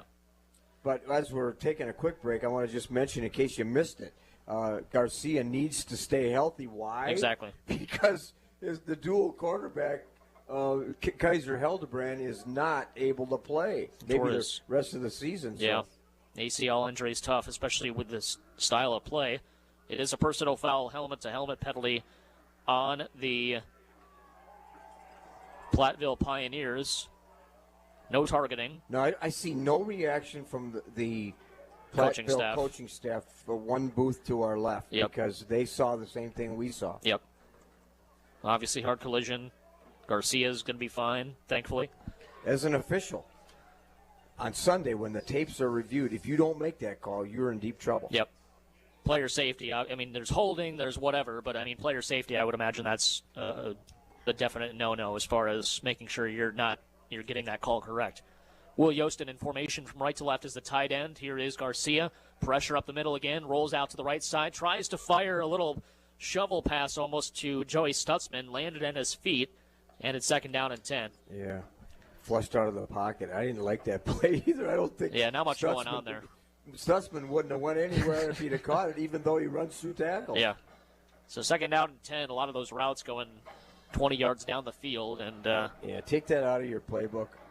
For nothing else, might have just been a throwaway for Cade there, but trying to get his running back doing something with nothing, which he does quite often, does Joey Stutzman. Target Sorensen right here on the boundary side on a fly pattern right now. Here's the handoff to Stutzman. Nice juke move to get towards the middle, and he picks up maybe 3 to the 41-yard line. And it'll be 3rd down and 7 coming up. And we talked about that last drive, Terry. 13 plays, 76 yards, or excuse me, trying to find it. 11 plays, 75 yards, 542, 3 third-down conversions, all of them coming through the air. So the running game obviously is the bread and butter and the staple of this Eagle offense, but yes, the passing game has come up with some giant plays in this game as well. Yeah, I like 4 for 4 in the red zone. The Eagles 88% in the red zone for the season. 4 receiver set, 2 on top of each other on either side, and here is Garcia. Looks to the left side the whole way, deep out pattern complete, and it is a nice grab on the play by Matthias Enters. He's had several catches in this one, including with some hard hits after the fact. Doesn't matter. It's a 1st and 10. You know what? And he knew exactly where the 1st down marker was. Yeah. Because it was a hitch route. He came right back to it after he drove the defender off. And that's a tough throw as well from across the field. Garcia rolling to the right, firing to the far sideline, and just delivered a strike on the 1st down play. 2 receivers off to the right side, none left. Yost in the tight end left side of the line. H-back Michalowski in the backfield as well. 12:42 and counting in this 4th quarter. Now we go pistol formation to the backfield for UWL. Snap. Handoff is to Joey Stutzman. Big cutback move as he's going to somehow squeeze over a pile at the very end as well. He got hit hard, couple too. Of yards. He got hit hard. That's a gain of 7. And again, he gets right back up again. Ben Michalowski with a good block. Yep. Great job by him. He's got a couple of catches as well. 2 receivers going to be lined up to the right side. Make it, 2 receivers right, none left.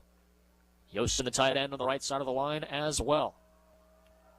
Michalowski is the running back, the H-back for blocking purposes. Handoff is to Joey Stutzman as he goes right up the gut and turns those legs forward for what he needs for a 1st and 10 at the 38 of Platteville, and that'll move the chains. He knew where the 1st down marker was, too.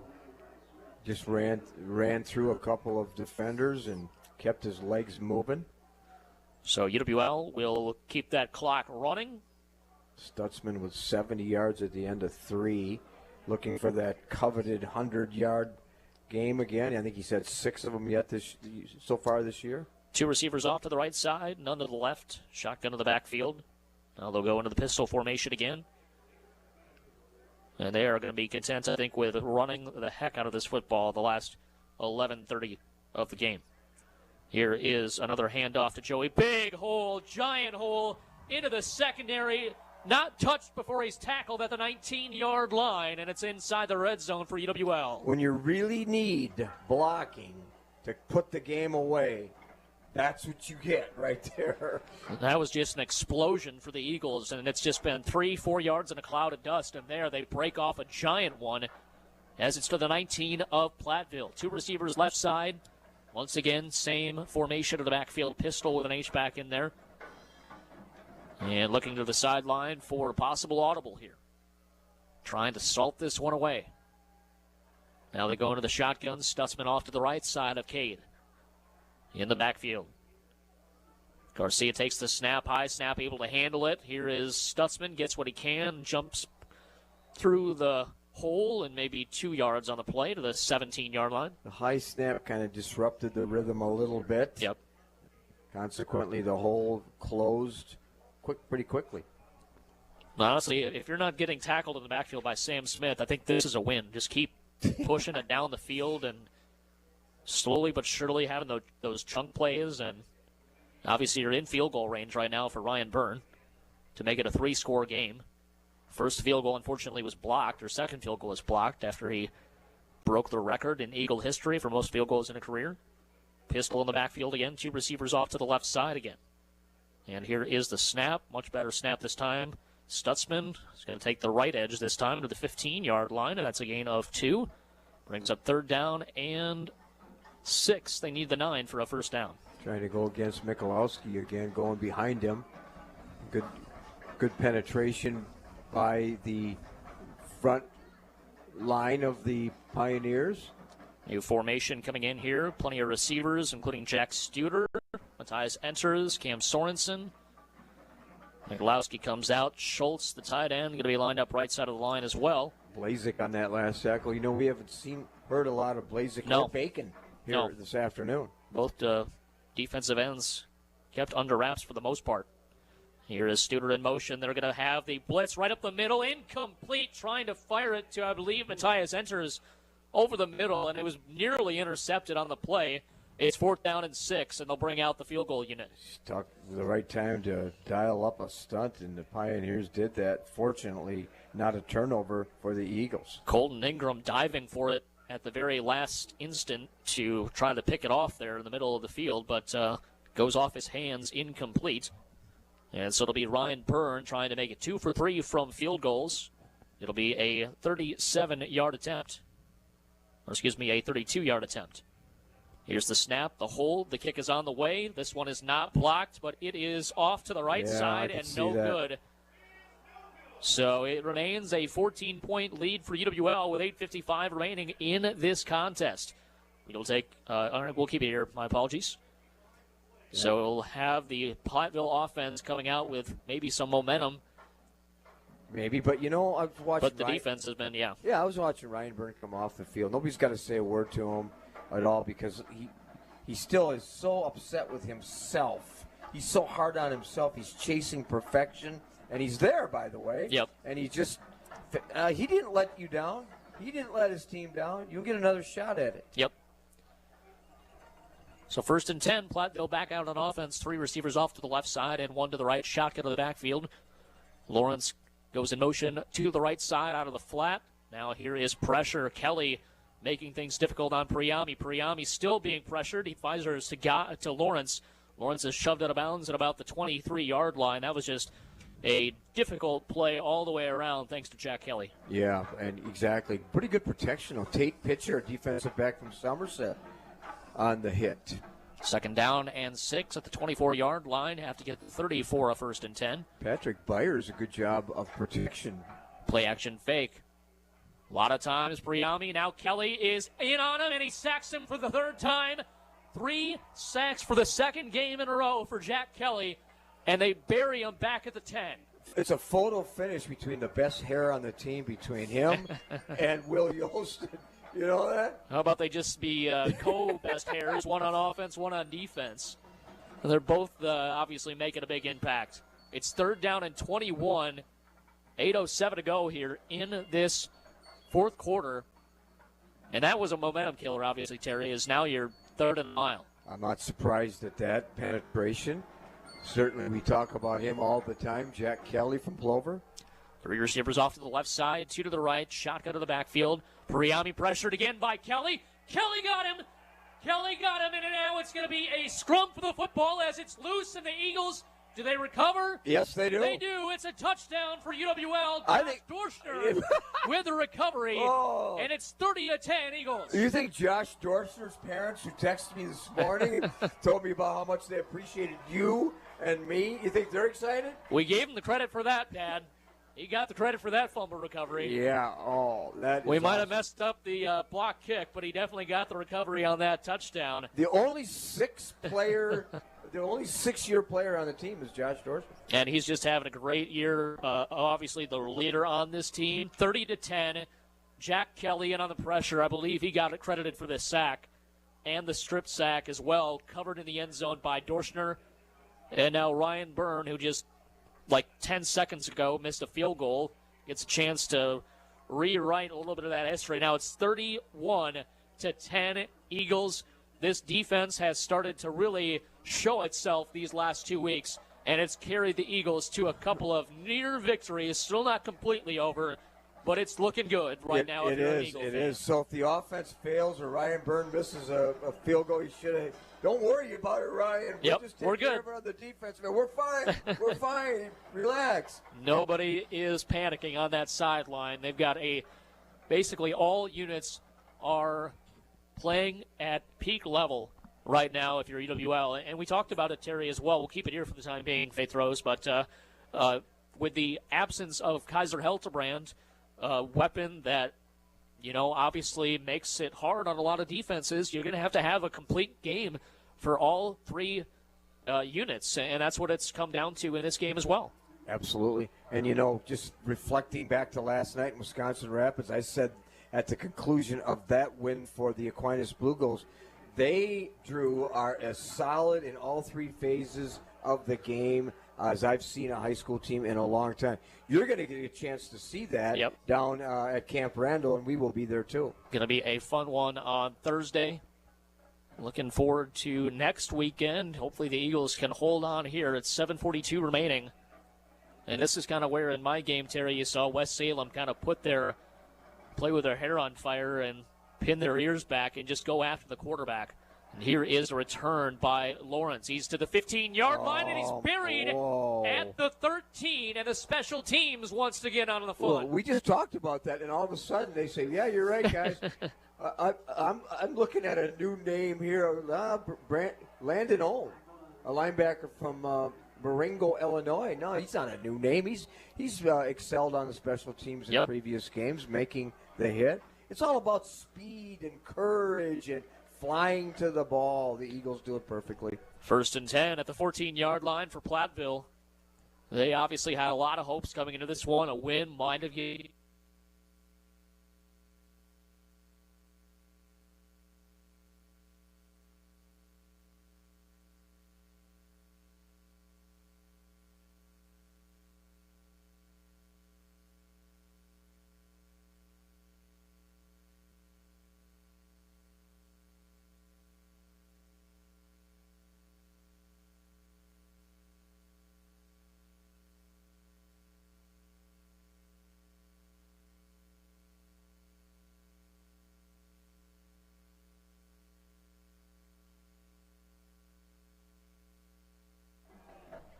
And here is the handoff up the middle to Lawrence as he's going to bounce it out to the left side, breaks a couple of arm tackles, and he has a first down out to the 30-yard line. That was impressive. Yep. Very impressive. Run out of bounds by Aaron Schmitz. He's had a good season, a sophomore from McGuanago. Good job by that offensive line to spring him. He's had a couple of nice runs here in this game. Two receivers again, right side, one to the left, shotgun in the backfield for Priami, and he has a play-action fake going to the right side. It is complete and dragging a defender close to the first down marker. That was number 16, Ben Wilson, and that should move the chains. Well, Wilson, a sure-handed receiver. Pat Wade, the defensive back from Kenosha, I like that kid. He's been playing more and more each game. 1st and 10, ball at the Platteville 40-yard line. Here is a three-step drop going back to Wilson again at a 50-yard line, breaking through the arm tackles of UWL defenders in the secondary, and he's down to the Eagle 44-yard line. So just like that. That time he ran through the tackle. Yeah, they're not wasting any time getting up the field. They're obviously going no huddle here, so Eagles trying to prevent the big play, but at some point will have to stiffen up a little bit in the secondary. Three receivers off to the right side, one to the left. Coach Janis barking out the signals. And here is Priami again. Pressure from Jack Kelly. He steps up into the pocket, has some running room. Dorschner from behind drags him down, or at least slowed him up. And the tackle coming at the 38-yard line of the Eagles, 6-yard gain. Dorschner a little bit mad at himself for allowing the quarterback to get through him for an additional couple yards. 5:38 to go in the game. Eagles lead by 3 touchdowns, trying to lock up this game and the share of the conference championship. Pass is complete to Wilson again. He's been the heavy target in this drive, and it's to the 30-yard line. Moves the chains. He's targeted each and every play. He's going to get a game ball from me. Coming into this game, he had 29 catches. A captain from Bettendorf, Iowa. One receiver off to the right side, 3 to the left. Trips receivers left this time. Shotgun in the backfield. Priami sends Wilson closer to the formation. And Kelly beat his man from the inside. He had to dump it off. Did Priami to Lawrence, and he is dumped at about the 29-yard line. Gain of 1. Cade Osborne coming up there to make the solid tackle. Yeah, Cade Osborne is. Who would have predicted that he would have had the kind of year he has had? He's just surpassed any expectation from Eau Claire. 4:45 to go. Several interceptions, obviously. Several blocked kicks. He's just been outstanding here this season. Wilson going in motion to the right side. Play action fake again. Priami under pressure, and he's going to drag the Eagles forward for maybe a loss of 1 on the play. Coming in there for the stop, Jack Anderson, and it's 3rd and 10. With help from Dorschner. Yep. That time, a much better job of making sure that lane to the inside was not open for a scramble. Keeping them contained. 3rd down and 10 coming up with just over 4 minutes to go in the game. Eagles lead 31-10 over Platteville. Yeah, just minimize running lanes. Minimize the depth and the ability to get into those lanes in the second level. That's what defensive linemen need to do. 5 receivers set, right, 3 right, and 2 left. And here is Priami. Pressure in his face going to the outside is complete to Wilson. I thought it was hit the ground first, but they say it's a catch. Give him credit for that. Yeah. Caught it off his shoestrings. It's going to bring up 4th down and 3. Might have untied his shoes with the ball hit his shoestrings, but picked it off, like you said, near the ground. So it is a catch for Wilson again. He's racking up the yards on this drive. 3 receivers set out to the left side, 1 to the right. Priami in the shotgun with Lawrence off to his right side, the running back. Priami takes the snap. Play action fake goes over the slot receiver, complete to the intended target again. Number 3 for Platteville. He's been everywhere as well. Garrett Stair, the freshman, and it's 1st and 10 inside the Eagle red zone. Well, the Eagles certainly playing prevent. That is why the effectiveness of the Pioneers in intermediate routes. Eagles need to maybe kind of move up a little bit more of a press defensive approach. But the clock continues to run. We're inside of 3 minutes to go in the game. Here's the pass off to the tight end Gumi, and he is drilled on the play on the outside by looked like number 25 Schmitz, and it's 2nd down and 7. Not very big, 5'8", 200 pounds, but made a good open field tackle. Gumi went down like a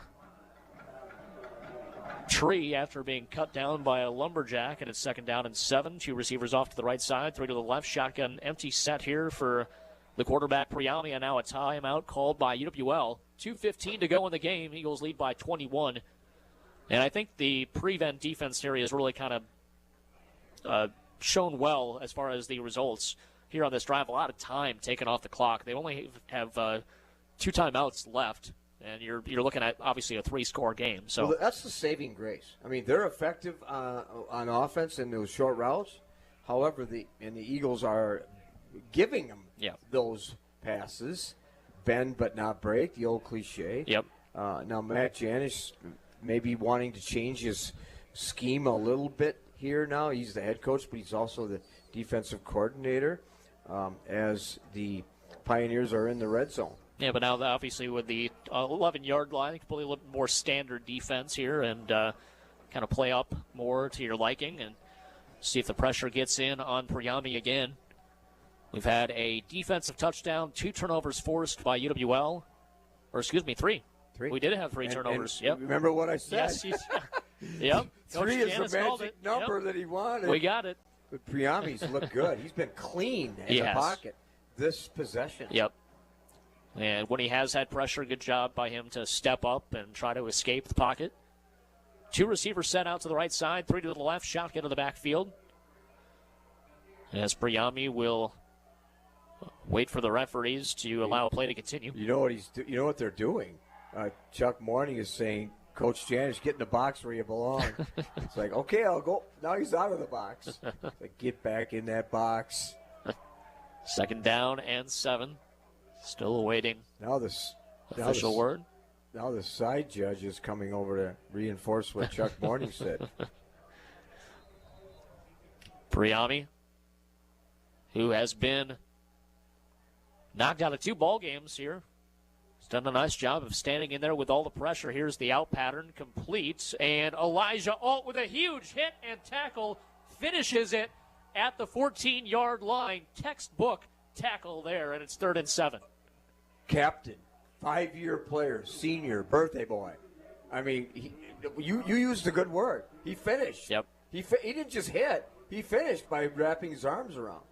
And throwing him to the ground and going down to the ground with him that time. 3 receivers off to the right side, 2 to the left. Priami in the shotgun, steps up, feels pressure, rolls out to the right side, looks down the field, and it's intercepted by UWL.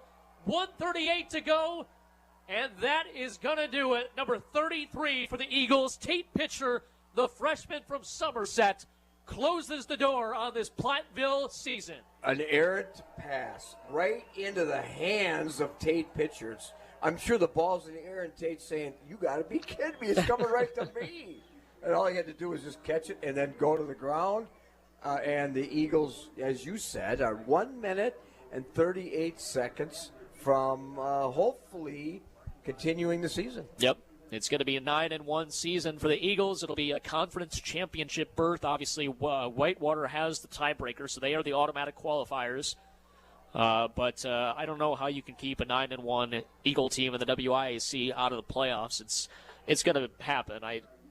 Well, you'll be there. Yeah. 4:30 We'll hear the afternoon. 4:30 selection show, Division III selection show with the team. So and I'll be on the road, so you're going to have to text. I will give let me you the know. Good news. Yep. So, and really the question we kind of wanted to see was, would we be able to have a home game in the playoffs? And that is still yet to be determined. Obviously, 5 at-large bids, but UWL last year went on the road to Albie and beat them 58-23.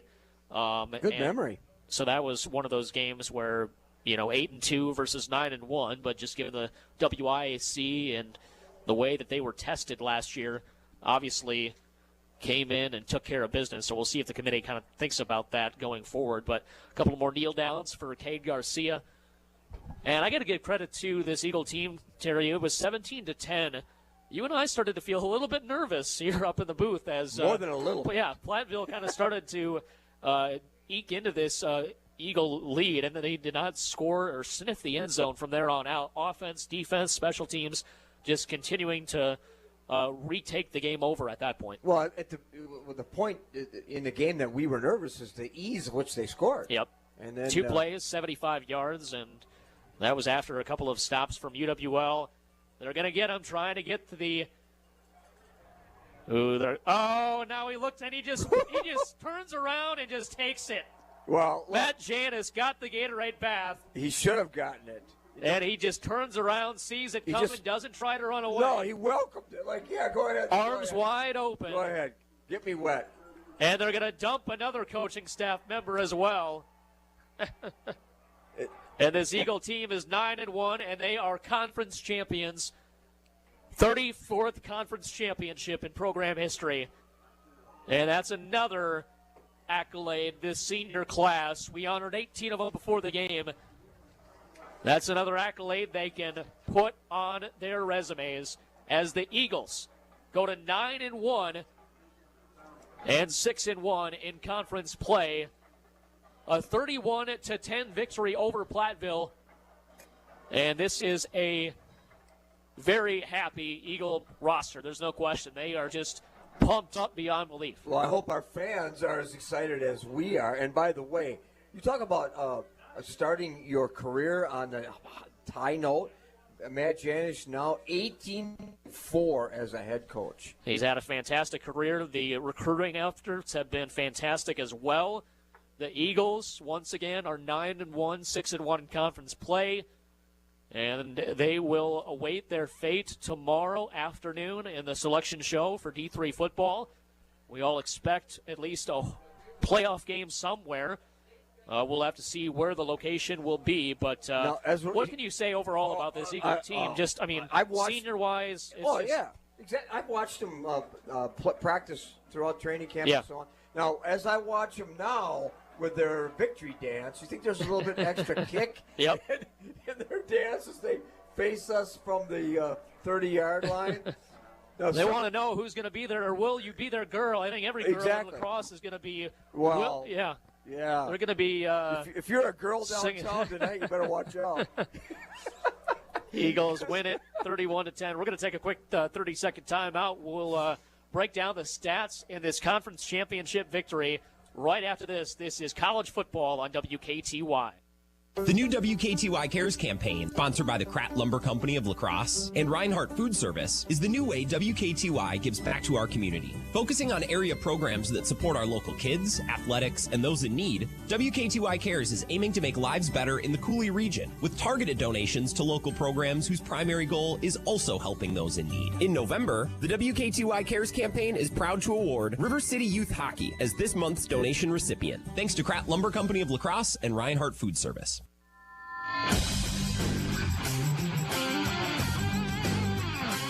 Welcome back to college football on WKTY. Drew Kelly, Terry Erickson live with you here this evening from Roger Herring Stadium. Eagles win this one 31-10. Let's take a look at some other scores around the WIAC. Oshkosh over Eau Claire 40-0. Currently a tie ball game. Stout and River Falls.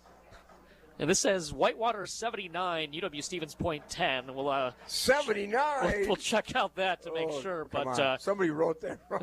UWL, obviously a great performance here this evening.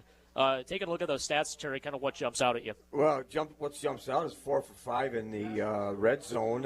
And what jumps out at me. Should I wait until after a commercial break for my revealing my players of the game? Or go for it. All right. Well, hey. Okay, I will. Cade Garcia, come on. He knew how important this game was, knowing that he better be sharp because Kaiser Hildebrand is on the sidelines with street clothes on. I'm going to give him a game ball. His stats, impressive as heck. His performance, his poise, 289 yards, 2 touchdowns. Matthias Enters, how about this? 7 catches, 92 yards, and a touchdown.